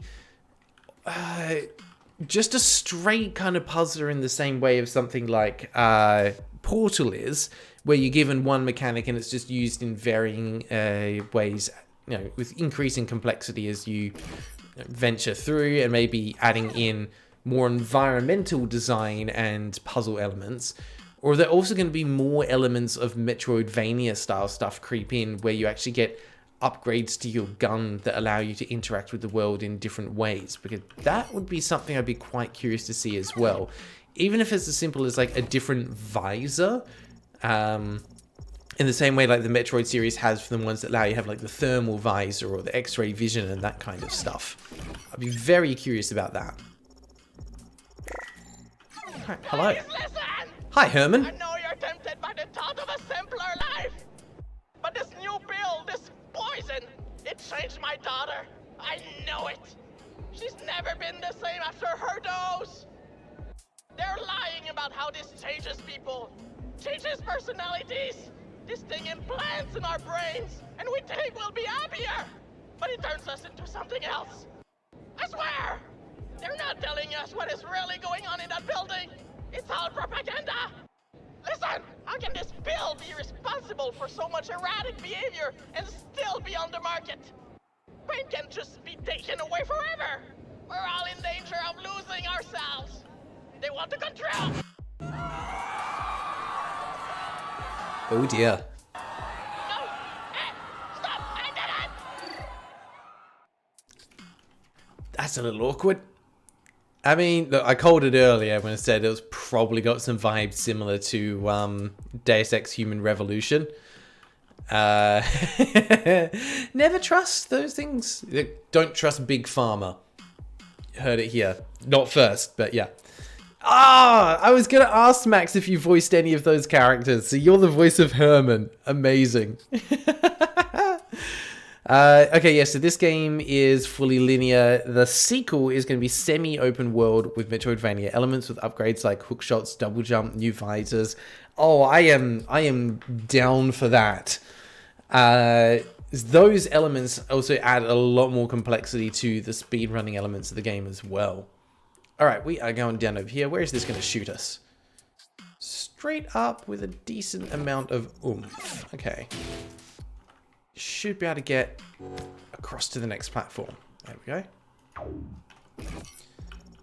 So, what is that going to do is the question. There we go. And why do I need you? Oh.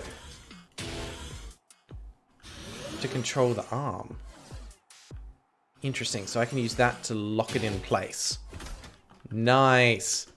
That's awesome. I like that. Oh no. It's on a timer. Oh dear. Goodbye, cruel world. Okay, so we're gonna need to be quick with these then. So I need to be able to hit that one and that one, and then go, go, go, go, go, go, go, go, go. Jump. Jump. Yes, made it. Whew. Neat. I like that as a mechanic. And now is this a repeat? More or less. Except I don't see a second one to shoot over there. Interesting. Nothing else hiding up there. It's not a direct repeat. Is that one moving? It is. I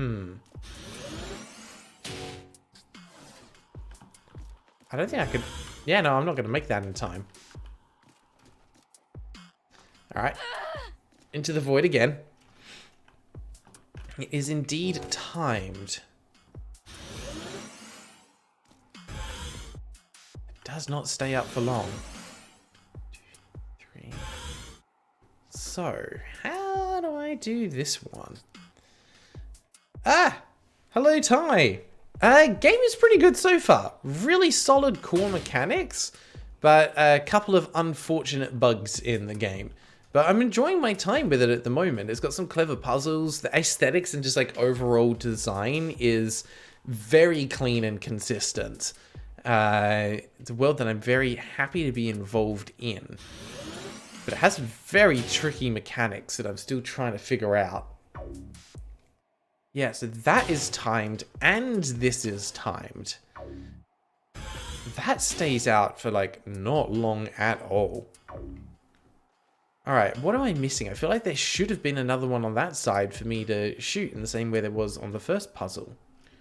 But there isn't. There's one there, but that's for me to get up to the top. Nothing up there. Yeah, you know Ty's full name now. We already knew Ty's full name. Ah, there. Is that it on the side?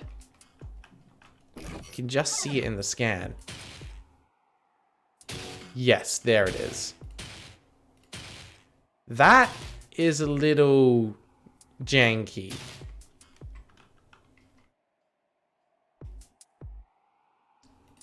Yeah, can't shoot it from over there. Have to shoot it there. Alright, I'm just going to put it out there, Max. This one should be on this side. Oh, but of course I'm only meant to shoot it as I start running over. Hang on, you go away. I hit you. I hit that. I need to shoot. There we go. That's how it's meant to be done. Nice. But still, for visibility, it might be good to have it on the other side. Just something that kind of prevents you from shooting it as you're running across. If you're staying on that platform, I agree, you shouldn't be able to shoot it. Shouldn't be as you're running across. It's kind of a nice in-motion puzzle to be able to solve. But yeah, there's a lot of gamers out there like me that like to be able to plan their moves in advance rather than going for what feels like a blind jump. Alright, another gravity corridor. Let's go. Ugh, not this again. So, are we going to be repeating the same puzzle but upside down? No? We're moving on elsewhere. Okay. This place is huge. I mean, yeah, looks great. Nice level design. Yeah, I would just make it a little bit more visible, as Mars said. A bridge leading to different sections of the firewall's power room assembles when nearby electric-type red trigger is activated. I'm guessing this is what we came for. Firewall power cell. Power cell ensuring the consistent presence of server defenses. Contains energy alimenting? Alimenting the firewall and reserved energy in the case of an emergency power failure. Is that just a word I'm not familiar with? Might be the case. Let's have a look. Let's ask good old Google. What does alimenting mean?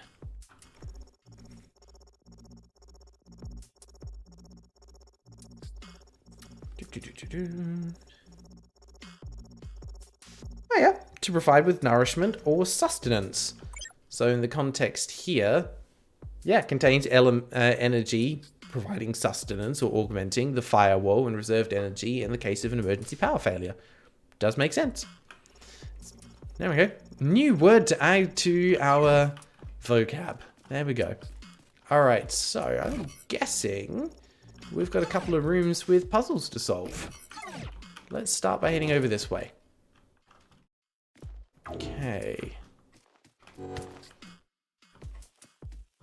That looks like one of the things we're looking for.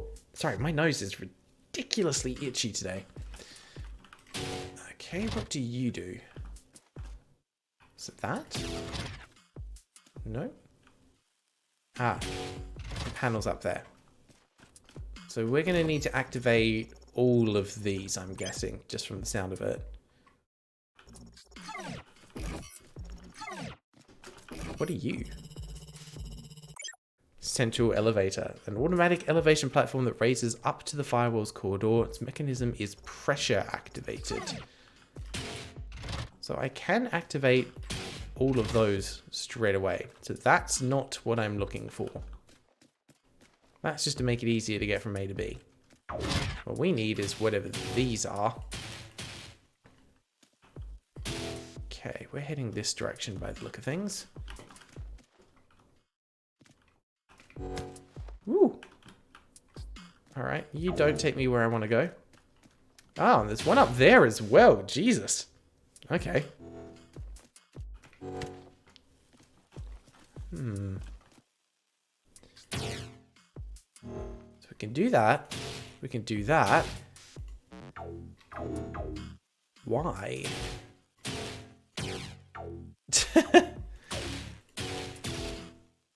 What am I missing here? I'm guessing I want to be over there.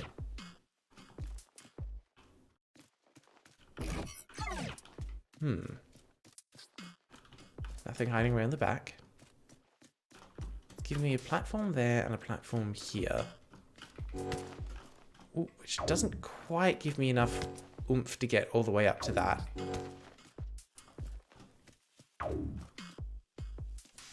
I did this one? Can I get across that way? No, that's not enough either, but... Aha! There we go. We hit that one and catch ourselves on it. Whoa! Okay, yep, that's fine. That gives us a boost up. And then what? And I'm guessing what I was meant to do was to shoot that one so it would stop and drop me off on the platform here. Didn't quite do that. Interesting that that goes out in layers. Oh, I see. Gotcha. We raise all of that up and then we boom. Yes!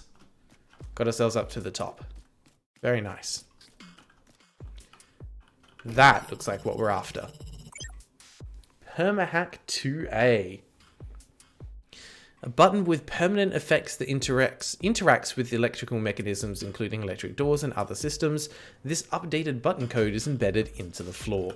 So I guess we need to stand on it. Yeah. Also German, did not really understand the explanation. Honestly, I think it is a bit of a weird word choice to use. Something like augmenting or just supplying is probably a more understandable choice. And it is interesting because there's not really any other similar language to it that's been used in the game so far. Like, you're not layering on a lot of heavy scientific terms or anything like that. Alright, that is 1 out of 3 puzzles solved. We're going to take a short break here for a second. Just leave it pause for a minute.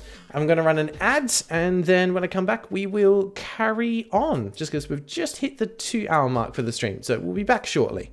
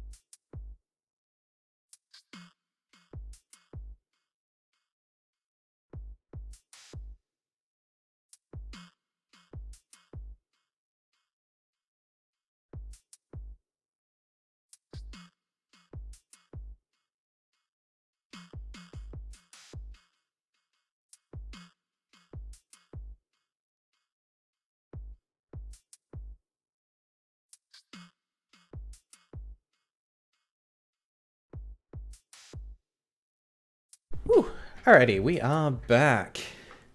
What did I miss here? Not too much. Cool. Alright, thanks for waiting for me. I appreciate it.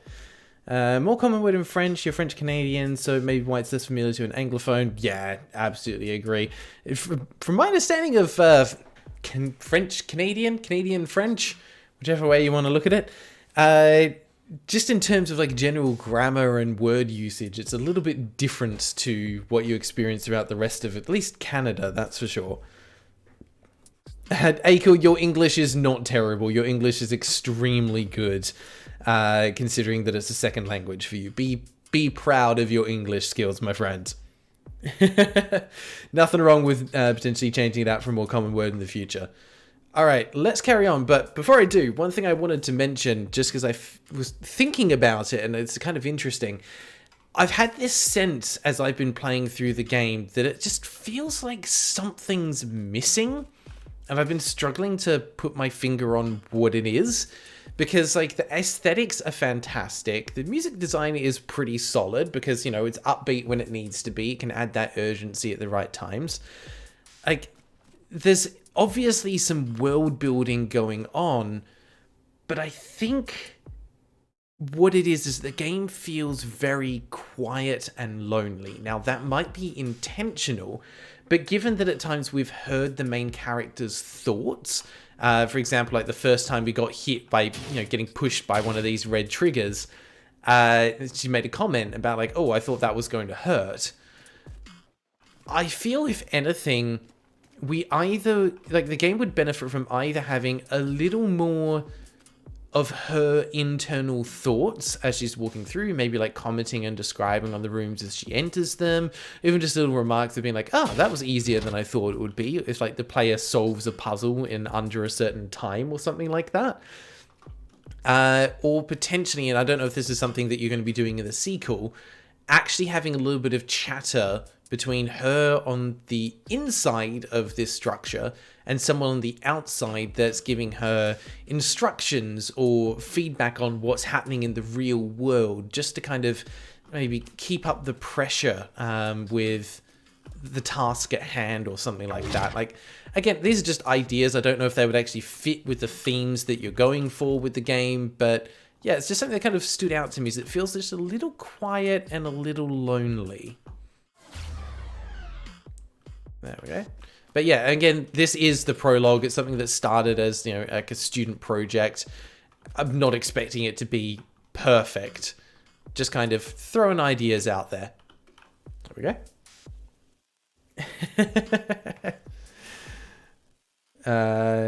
It's meant in this prologue, you get a super sassy cat companion in the sequel, similar to Wheatley.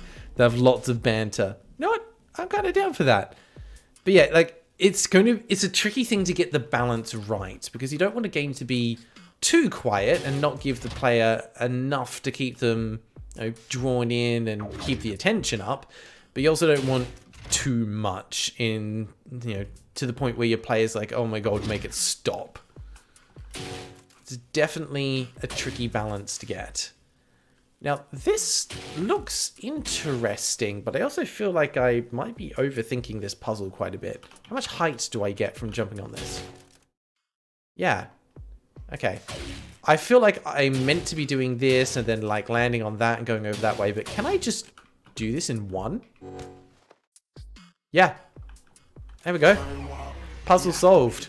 That was a tricky one. Deactivated, huh? Well, I guess I must have done something right. Yeah, that's the kind of chatter that I think actually adds a lot to the game. It's just the little commentary on things, being like, oh, okay, think I did that. Nice. And in between, with Samus being lonely and Shell having dialogue with GLaDOS, absolutely, it's going to be balanced between. Because you're right, like in Metroid with Samus never speaks in the entire thing. There's literally no dialogue from memory. It's all through the lore dumps. And that works fine because the game's meant to evoke a feeling of loneliness. You are a stranger on a strange planet, you're a bounty hunter, you do things all on your own, it's how it's meant to be. Not so much with this game because you already set the precedent that the character speaks, So to have extended periods of time where the character is not speaking starts to feel a little strange when we know that the character can speak. Speaks once in Dread. Very rarely that she actually says anything, yeah. Oh yeah, about projects made in school projects. My friend drew a fursona and I realized, did they reuse the same rock from DS? Told them and they realized, rock from DS? DS Dark Souls? It must have at least one. Hey! Yeah, I find those little kind of things very interesting. That is not what I thought was going to happen. Maybe I should have scanned that before I went up to it. But I did not expect that door to open. Max, why was that one not triggered by the player doing anything? Interacting with anything to open the door? No lever, no switch, no button on a podium. Did I miss something that I was meant to scan there that would tell me that would open when I walked up to it? Because that was unexpected. No other door has done that so far. Very true. Samus did speak a lot in Metroid Other M. We know how that went. Sorry, what game were we talking about? I don't know that one in the Metroid franchise. That's a fan game, right?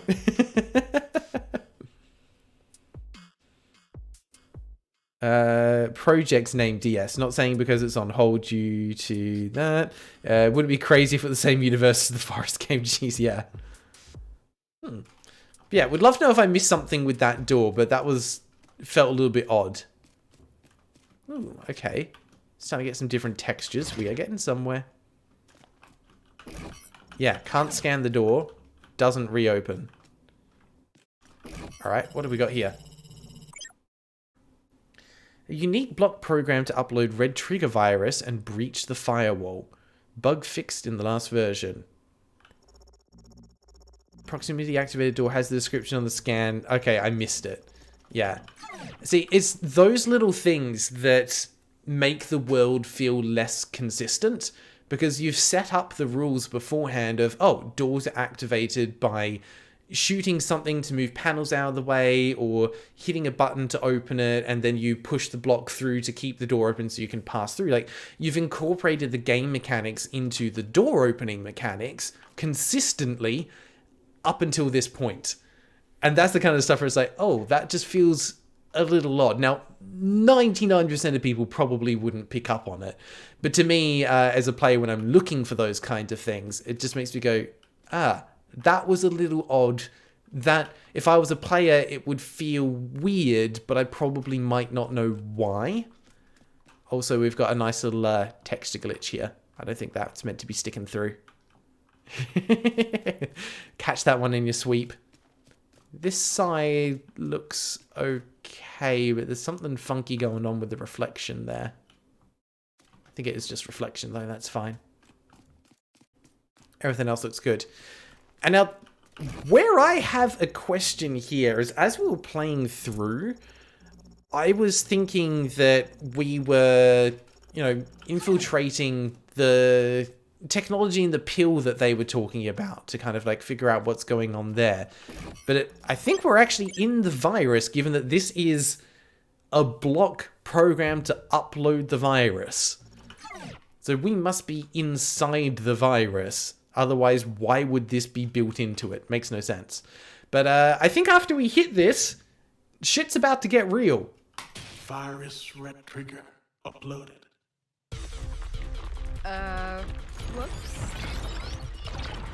Ooh, that's a nice effect. Very cool. Very cool. Everything falling, crumbling, breaking apart.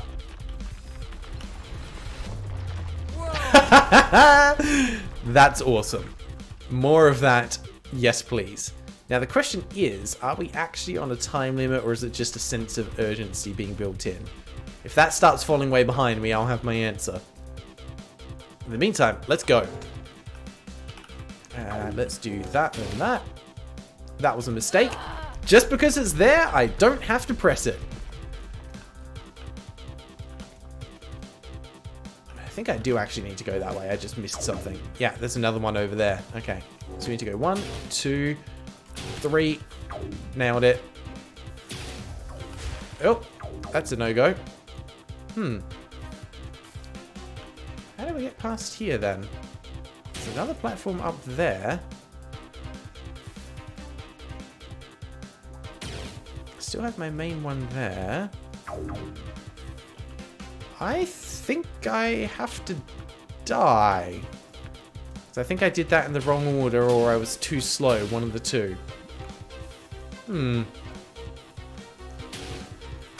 Great piece of music, though.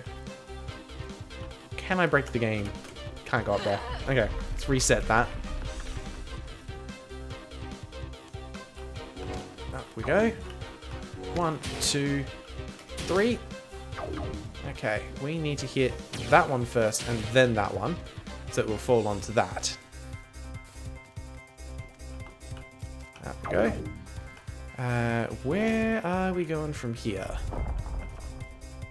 It didn't even fall that time. I guess it's because we were supporting it. That'll give me a little boost up over that way. I don't think I want that. Ooh, just made that. Okay. Oh, no, I do, because I need to go back in that direction. Up. There we go. Very cool. Alright, how far do you go? Pretty far.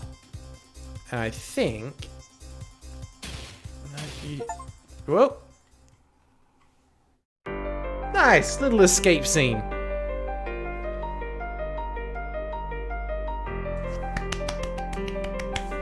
Round of applause in the chat for Max, please. Well done. Some great cinematic direction with that, though. Like, if I want to call out the things that look good, absolutely. Level design, world building, puzzle design, also pretty good, minus the couple of the little things that we spoke about. But like the general cinematic nature of it is looking very, very cool. Had some sequel prototyping, couple of animators and riggers, concept artists, level artists, main programmers, and programmers. It's definitely given me enough of a taste of the game that I want to see more. Voice actors are in there, yeah. And there's Maxime as Herman. Love that you've included your Patreons in the credit sequence. It's a nice nod. The team pets get a mention as well. Love it.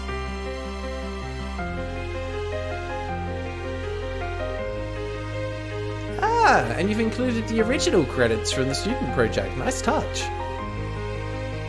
I'm still amazed, like, this original concept started as a student project. Like, that's actually very impressive.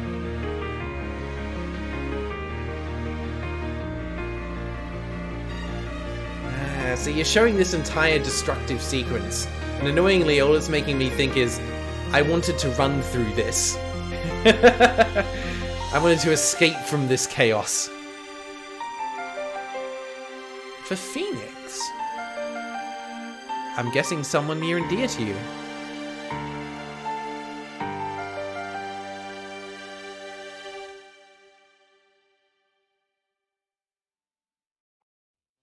Okay, and back to the title screen.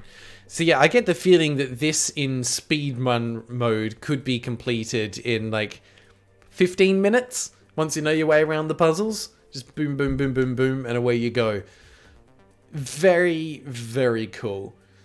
So, final thoughts on the game. I kind of touched a little bit on what was on my mind, but yeah, now having completed it all the way through, I can see why this game was so positively received in the first place, and I can see why you want to be able to build up and hype a bit of excitement for the sequel, because now having played that and seen what you can do with the mechanics, the way that you handle the world building, the level design, the puzzle aspects, makes me very curious to see how you take that to the next level in a sequel, especially one that hopefully, at least initially, had a bit more of a budget and more of a team behind it, because I feel like you would have been able to do a lot more with that.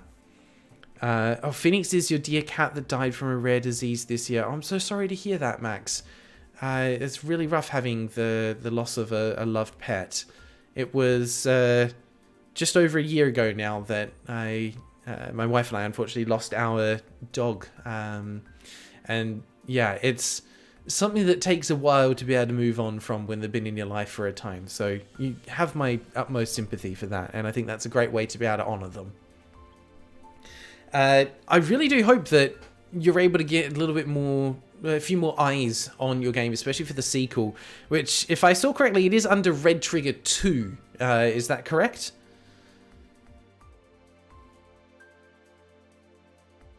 As I think, yeah, if you're able to take everything that you've done in Red Trigger Prologue and evolve it, I think you're going to be onto a winning formula. Aiko, yeah, I'm married. You can see the ring on my hand here. I'm married. Be much more polished. I mean, to be honest, the polish isn't... Like, polish is important, don't get me wrong. Polish prevents some of the little bugs that we were having when I played through. But I think there's probably more important factors than polish. Polish in terms of things like the UI, but that's part of the overall presentation. My advice, just as someone who, again, has no stake in the world of game development, just someone who's passionate about games and knows what they like, I would be saying put the focus just on the core mechanics, on the gameplay, make sure that's smooth and that it flows nicely from the player's perspective. Make it engaging and make it consistent throughout. And for the areas that are lacking a little bit of polish, like, you know, in my playthrough, I fell through part of the level and got stuck. Cool. Obviously, that's something that would ideally be fixed and which wouldn't happen. But if there were an immediate respawn mechanic where I could press a button and it takes me back to the last checkpoint, that actually solves the issue straight away. And the fact that I fell through a level becomes a little bit less of an annoyance. And if anything, actually adds some potential for things like speedrunning, where people will try and find glitches for how they can actually get through the world and take those kinds of weird, obscure shortcuts that only they would find. So, yeah, those kinds of things, that kind of polish doesn't actually matter too much to me personally. I can overlook those little things. But when I see UI elements that don't line up correctly, text that overlaps, that, although it's not as game breaking, to me shows a lack of care and polish for the game itself, which actually is probably a higher priority, because as a player I look at that and go, oh, well, if they've not managed to get that right, what else is wrong with the game? And I would then start to actively look for them. Whereas if the presentation is nailed, then not so much, because I'm enjoying the experience and those flaws are less obvious and less noticeable. So I think at the end of the day, if you've got solid mechanics and everything flows smoothly, and any of the bumps that are in there, you've thought of ways to be able to make them less of a pain point for the player, you're still going to have a great time with it and people will enjoy it. You might not get, you know, a 100 out of 100 rating for the game. You get like an 80. And that's still damn good. That would still be something that you should be proud of, 100%. To get people playing the game and get people talking about it, that's what really matters at the end of the day. And I think you've got a formula here with Red Trigger that has a lot of potential. The question is going to be how well you can bring that potential to the surface. The final thing that I would add onto this, and I think you were doing it really well in the prologue here, so please continue it in the sequel, is to make sure that you layer the mechanics together. Like at the end, how you were layering in the red triggers that are on a timer with the ones which send the electrical signals with the ones which are permanent. That layering of mechanics is what makes the difference between a good game and a great game. Because it means every time you introduce a new mechanic, you're still utilizing it in the future of the game. It doesn't suddenly become irrelevant because you've moved on from that point of the game where it needs to be used. So Again, I don't know how far along you are with the game. It looks like you're getting pretty close to finishing it, but I really, really hope that's the direction that you've taken when it comes to the puzzle design and the way that you're integrating your elements, because if you have, it's going to be a joy to play, and I am very keen to actually get stuck into it. I think that's most of my thoughts as well, but while we're here, Max, like if you've got any questions you wanted to ask, feel free to pop them in. I'm happy to share my thoughts on anything that we just experienced. Oh, hello, Nick Y. I'm afraid you've jumped in right at the end of the stream. We just finished playing through the game and we're just kind of chatting away and sharing our thoughts at the moment. Max said, thanks for being very understanding and open with the bugs. Hopefully be able to fix a bunch soon. You know, if I'm being honest, like, don't worry about polishing up the bugs as they are in the prologue. Focus on what you're doing with the sequel. That's where your time and energy needs to be to make sure you can get that one right. And if I saw correctly, it looks like Red Trigger 2 is a full new Steam listing. So hopefully you'll be able to get a little bit of traction with it. But yeah, no, absolutely. I had a great time with this. It's a short, sweet experience. But as a way to be able to demonstrate what you can do as a game studio, it's actually pretty good. And that's kind of like the perspective that I'm looking at it from. Less about it as a game itself and more as an example of what you're capable of. And that gets me excited. I love game studios that have a commitment to kind of like fresh and modern ideas and ways that they approach it. And I think you're onto something here. And now I think I just realized something just clicked in my mind. I think I realized part of why I'm loving the aesthetic of this game. One of my all-time favorite Xbox and now PC games was Mirror's Edge. The visuals in this give me Mirror's Edge vibes. And that is a good thing because Mirror's Edge came out in, I want to say, was it in mid 2010s or was it early 2000s? I'd have to double check that one. I don't remember. It was sometime around there. But Mirror's Edge world and graphics still holds up to this day. It looks so clean. And that is probably the direction that I would recommend you taking your art style in. And I think that's what you kind of did. It's not something that looks incredibly detailed, but it looks sleek, it looks clean, and that means it's going to hold up for a long time, and that is incredibly important. It's something which I hear a lot of people talk about and 100% agree with, is that art direction is so much more important than graphical fidelity. It's been a difficult year with the whole Steam debacle. With the economy, it's hard to get funding from the publishers, but you keep pitching it and hopefully you'll be able to convince one soon. I'll keep my fingers crossed for you, Max. Because like I said, I think you are onto something really, really cool here that is going to appeal to a lot of people if we can get it in front of the right eyes. Mirror's Edge, I wouldn't say is the best looking game, but I would say that it is still a very good looking game, considering its age now. Actually, yeah, let me double check that. When did Mirror's Edge release? I'm curious about that. Have I got the dates right in my mind? 2008. Okay, yeah, it was late 2000s. Okay. Yeah, so that game is now, what, 15 years old? And it still looks fantastic. It's just needs a consistent art design. And if anything, that was the thing that threw me towards the edge, where we had the gold-colored, towards the end, when we had the gold-colored areas. Introducing a new color suddenly like that tells the player that something is about to change and something is different. And at first I was like, ooh, this feels a little bit weird, it's a bit out of place. But no, that's intentional, because you're approaching the end of the game and things are about to get a little bit weird and wacky. So overall, I think that was a great direction to take it in. Has been inspired by Mirror's Edge and Halo for the visuals. Yeah, that kind of makes sense with the sci-fi aesthetics. I can see that. Interested for the second game. Don't usually love the low poly untextured style. I think it looks great in this game. Yeah, sometimes Rainbow Force, the low poly untextured ones can look a little bit bland. But from what I've played through so far, it tends to be the use of the lighting and the choice of color palettes can make a big difference in whether or not it actually looks appealing and interesting. So it's not the level of detail in the textures, but it's how the colors and the environmental pieces are layered and joined together. I mean, a great example is just like the use of color and layering here. Like these pieces on the front could have just been one solid color without the details, but actually layering them in with the different colored bands and the lighting, it becomes more visually striking.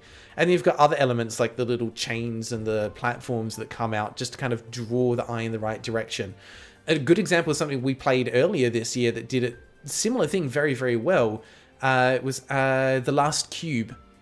Very similar, simplistic art style, but great use of lighting and reflections, and a great understanding of artistic design in terms of how to draw the eye and create great set pieces that are visually interesting.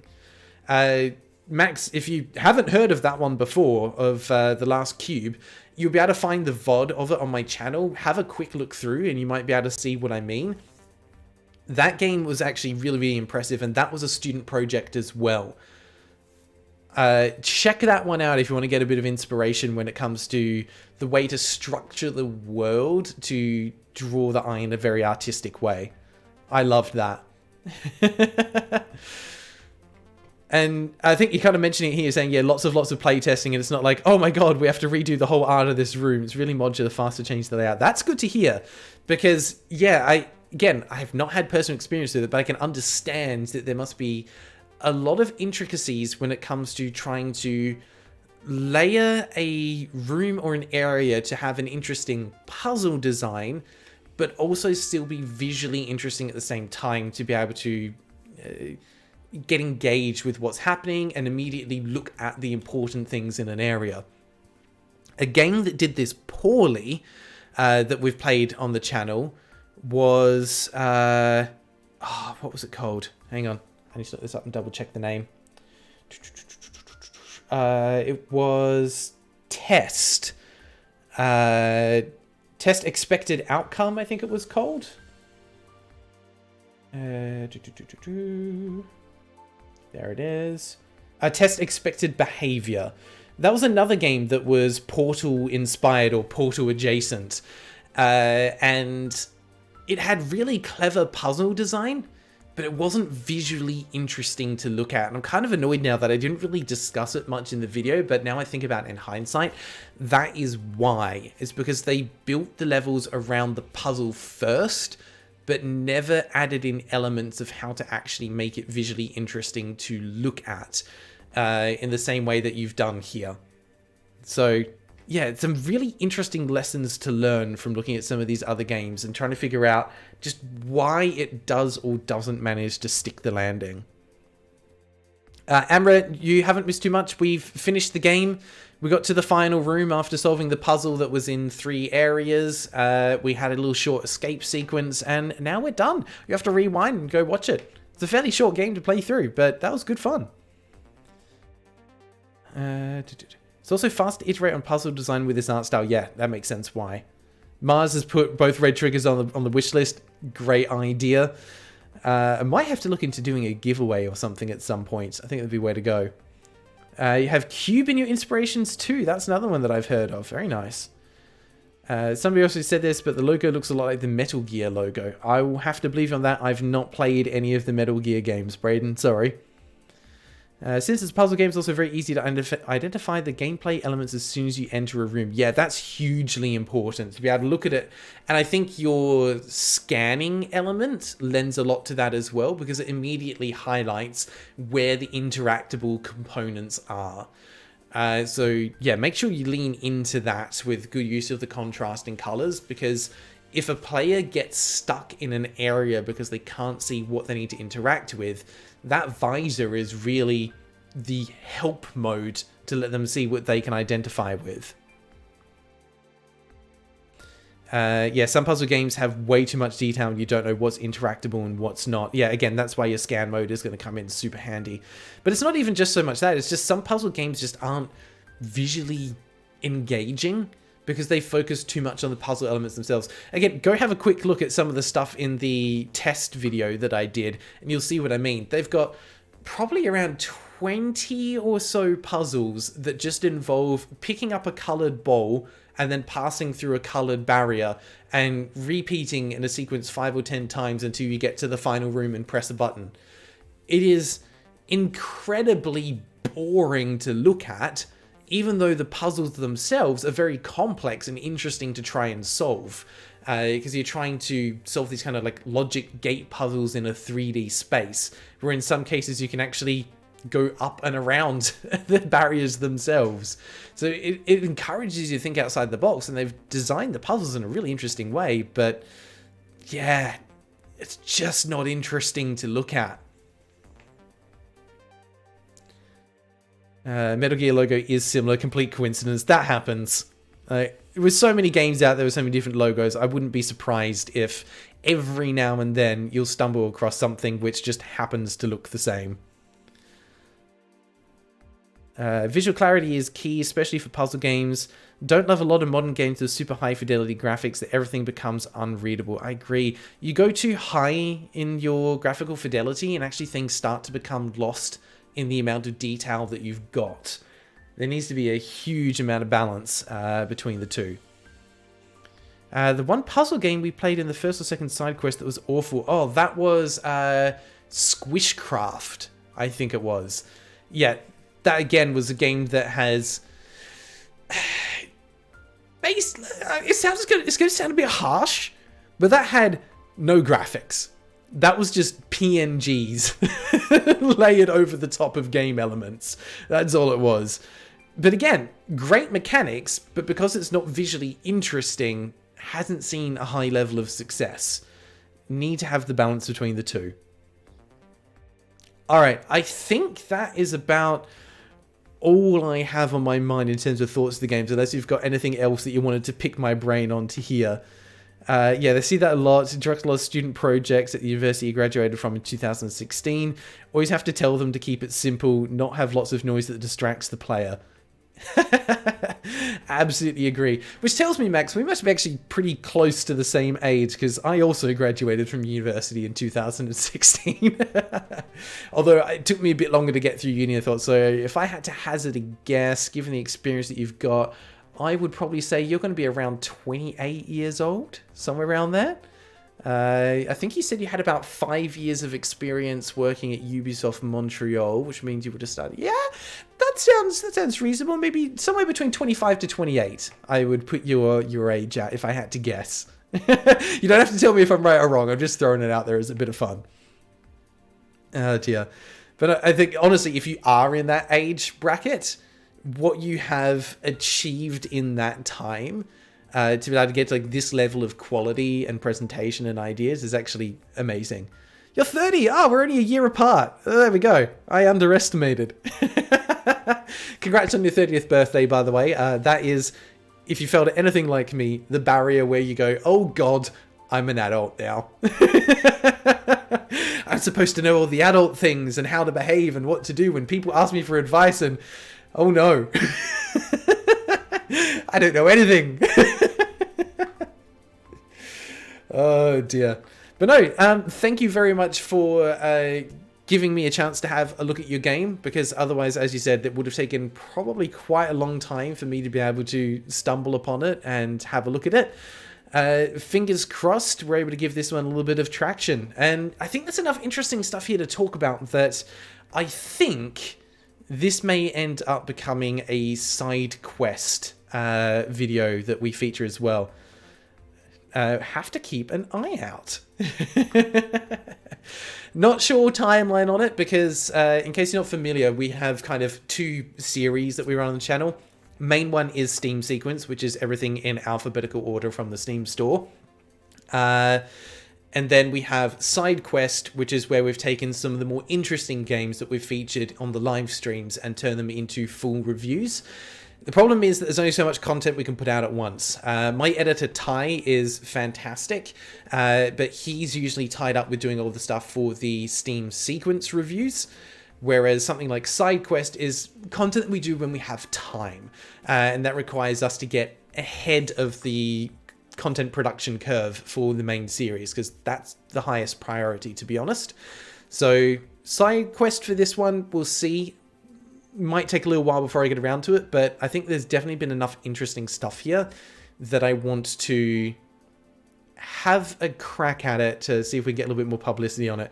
You know, actually, because it's only 12:38, I have an idea. Before we wrap things up, pop in the chat for me. Who would be interested in seeing how we go with trying to do a speed run of the game? Because I would be down for that. Now that I've done one playthrough, I've done each puzzle kind of once, some of them a couple more times because we crashed. I would be okay with having a crack at doing a speed run. And actually, let's have a quick look. Speedrun.com, I think it is. I'm wondering if this game actually has any entries on it already or not. Can I access it on here? Red Trigger. Oh, yeah, 2016. That would be the original, though. Oh my goodness. We're not getting on the leaderboard for that one. And we might need to create a new entry because this is technically not the original Red Trigger 2016. This would be Red Trigger Prologue. But there are records on speedrun.com, with some being as recent as a year or so ago. Probably from when the game was still free, I would guess. But the fastest time was 3 minutes 45 seconds. I don't think we're going to beat that. Oh, it's got I didn't even see here. It's on the main leaderboard as well. 4 minutes 5 seconds by It's Dark Link. Yeah, I'm not beating that. I'd be curious to see some to see a replay, like, you know, see a video of someone's speed run. That would be insane. Because I am not a speed runner. Okay, looks like people are keen for it. All right, we'll go for it. We'll give it a shot. We'll do a speed run through, and then we'll probably call it after that. Now, I apologize in advance because I'm not a speed runner. This is not what I do. But we'll try it. We will see what happens. Oh, hang on. No, wait. We're going to go back. Because we need to skip the cutscenes. Otherwise, it's not a speed run, is it? No. Come on. Sorry, false start. See, this is why I'm not a speedrunner. I didn't even think about doing that at the very beginning. Back to main menu. Options. Gameplay, I think it was. Yeah, skip the cinematics. We don't need that. Could put on aim assist. That might make things a little bit faster, but no, we'll leave it as is. There's an achievement to beat the game in under 10 minutes? Oh my god. Yeah, that's not happening. Whoa. I'm good, but I'm not that good. What is this place? Alright, let's I go. have this strange feeling that Give me the gun. I just can't quite remember. Imagine if you could beat this game without the gun. Now, I have a feeling I can just hit the second one and then jump across from there. Nah, not gonna make that. Yep, nailed it. I thought I fell off there. Alright, we're going to go up on that one. I'm just going to hit that. Perfect. We know we can make this jump, because we've done that before. Under there. Okay. Hit that. I would love to see some of the faster ways of getting through these levels. There must be some insane strats for it. Let's go. It's like, yeah, I should be half done with the game by now.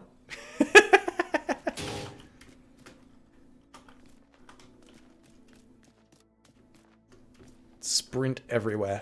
We hit that, opens the door. Pull it all back in.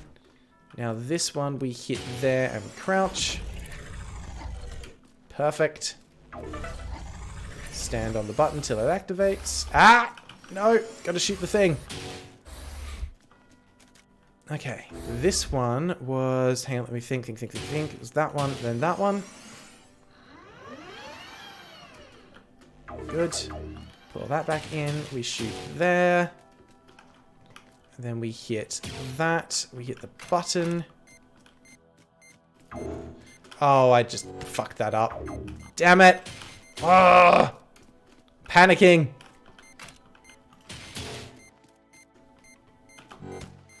There's a lot of panic happening. Okay. Why am I doing this live? Whose idea was this? It's a terrible idea. Whoa.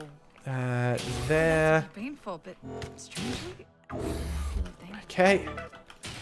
Woo! That way, that way. Oh, shoot, shoot, shoot, shoot! I forgot to put the platform out first. Can I do it from here? Yeah, that one. There we go. That's what we wanted. Yep, we're going up. And we go up again. Beautiful. Okay, at least we cleared that one pretty quickly. Now, this is the fun one. Detected. Scanning. Great. Just what I needed right now. Come on. There we go. There's definitely some shortcuts in here. Okay. Hit that. Then we jump across, hit that. Fly over to the side. Woo! Nailed it! First try! What is going to be the fastest way to get through this? We need to go this way so that we can hit that a second time. Pull that back. Oh, no. Oh, no, I messed up. Shoot. No! Such time waste. Oh, I'm a terrible gamer. You do have to go all the way out here first so you can hit that one.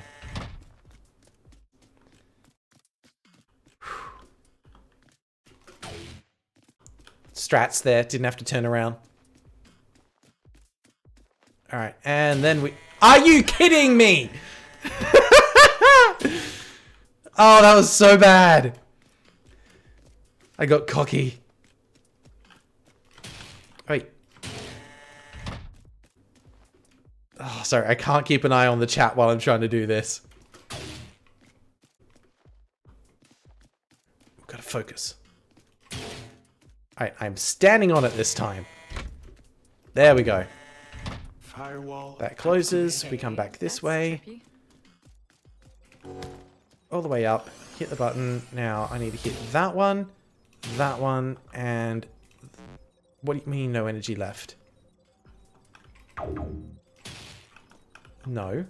I should have enough for 3 shots. 1, 2, 3. There we go. Jump back in. You go down. You go up. Ah, shoot! I forgot about the hole being there. Damn it.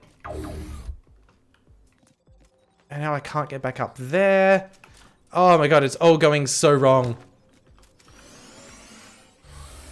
Okay. Actually, hang on. Pull all that back. Right. Don't fall down the hole. Shite. Did I really just do that? Okay. Focus. We know how to do these puzzles. Come on.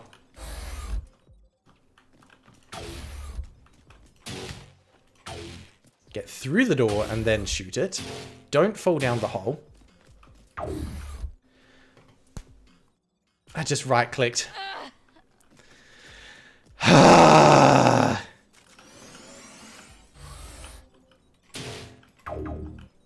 To make sure I actually right-click before I start shooting these. Okay. I didn't think this would be the trickiest section of the whole thing. Okay, one there, one there. Then delete them. Then we needed that one, and... yeah, we duck under, that's right. There we go. That one we sneak through, we can close that.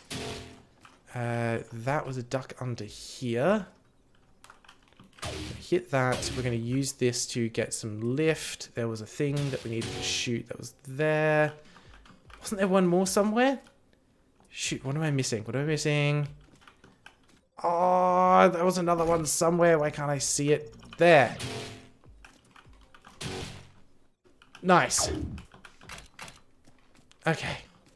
And we can get on up and out of here. That was a bit rough. This is the puzzle where we need to go up and get into alignment. So this is where, if I had memorized the position of the damn things, it would have been helpful. But I didn't. Middle top there, bottom left, and there? Yep, got it. Cool. At least it didn't take too long. Now we have to run through the thing, and then there were 2 switches that we need to hit. Okay, we're getting there.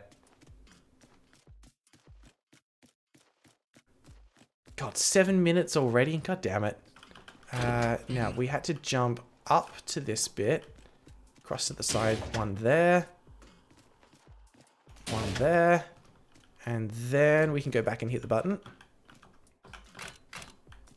Nice. Stand on that to open it up. We needed to fall down and get hit. Nice. Fall down again. Right, this bit. It was that one. And then die. Yep. That's like great strat for making it so we can get through here faster. We hit that one and that one. No? Ah, crap. How did we... What? How did I do this? I thought I hit those 2 and then I could... Ah, yeah. I get into the middle here. Then I hit that one and that one. Yeah. How did I get past here? That one and that one again. Yeah. Okay. Then I have to hit that and that. Yeah. Then that one and that one. And we're through. Okay. Whew. Right. Now we've got some springboarding to do. These we need to hit first, then shoot that and shoot that. And we go. Jump. Yes. Yep. Across. This one, if I remember, there was one there. Yeah, and then we hit the other one as we're running across. No! Too slow! Damn it! Ah. Come on. There it is. We got it this time. Nice. Up we go. And up again. That feels good when you get that right. Ugh, not Very this cool. Again. And hey, look, no bugs so far. Okay. Now, back to this room. This place is huge. How did we do this last time? We went up along this way, and we used this and... No, we didn't use that one. Yes, we did, because we used to get up there. We hit that, and then we... Damn it! Come on, quick, quick, quick, quick. No! Stop it! There we go. Okay. We have to hit it in a 1, 2, 3 pattern from memory. And... What do you mean no energy left? Bollocks! Push you back. Jump up. Yes. That one, I think, is actually the hardest of all of them to do. The other ones were pretty easy from memory. Alright, let's just get across from A to B pretty quickly. And this, we just had to get the timing of the jumps right. I need you to come back around. Come on, go. And I think I actually... No, you can't make it from there. You do need a little bit more oomph. I'm going to want to be... Oh, I thought I made that jump. Come on. I know I can do it. Jump! Yes! Alright, sure. That's fine. That's not fine. That's not fine. I had no idea where it put me. All right, we've done that one. We've done that one. We need to go over this way. Nope, we've done that. Shoot, getting turned around. Oh, my time is going to be so bad on this. This one we know we can just bounce our way over. Firewall Nice. Deactivated, huh? Well, I guess I must have done something right. Wait, no. Stay down. Whew, okay. Yep, we go up.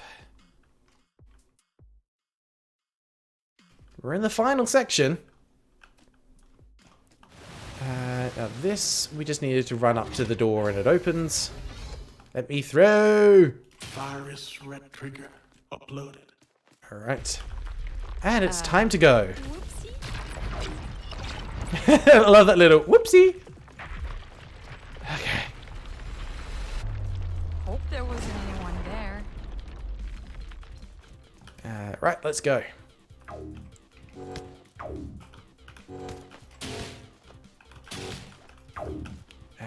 That one, and then... Come on. Yeah, see, that actually fell that time. That didn't happen on my last attempt. We went up this way. We jump over. Bounce up there. Hit that one. Yep. No, wrong button. Shit. Okay, we're good, we're good, we're good. Let's go. It's so close to the end. Wait, that one. Alright, and that's it. This is where it ended last time. Yeah, there we go. Because it does look like there's a little bit more up ahead. 13:37. That is probably the worst time on the board. Oh my goodness.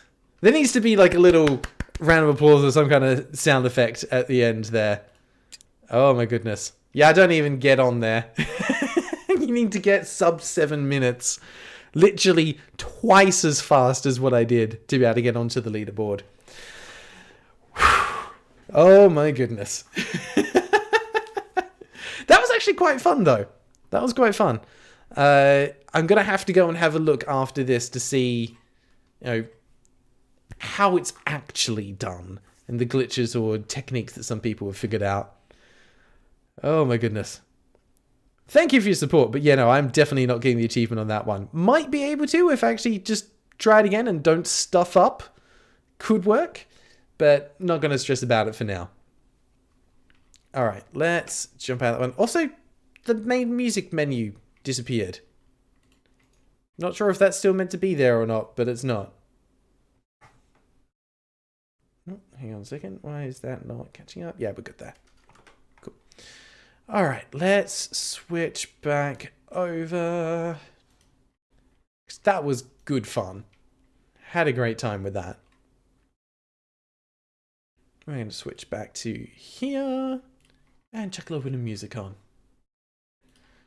Whew, alright. But we are going to call it there for the end of the stream. I had good fun in that one. Oh, little idea that just popped into my head. Max, Bold Spirit Game Studio. Are there any plans for a VR game in the future? Because this feels like the kind of game that would actually lend itself really well as a VR title. Now, I know that's a whole other development thing. But that would be very, very interesting to see. Alright. Let's leave it there. Thank you very much to everyone that came and hung out and, you know, helped me through some of the puzzles as we ventured our way through the world of Red Trigger. Thank you very much again to Max and Nolan from Bold Spirit Game Studio who supplied me with a key for the game. Very generous. Thank you very, very, very much for giving me a chance to enjoy your game because that was actually really, really cool.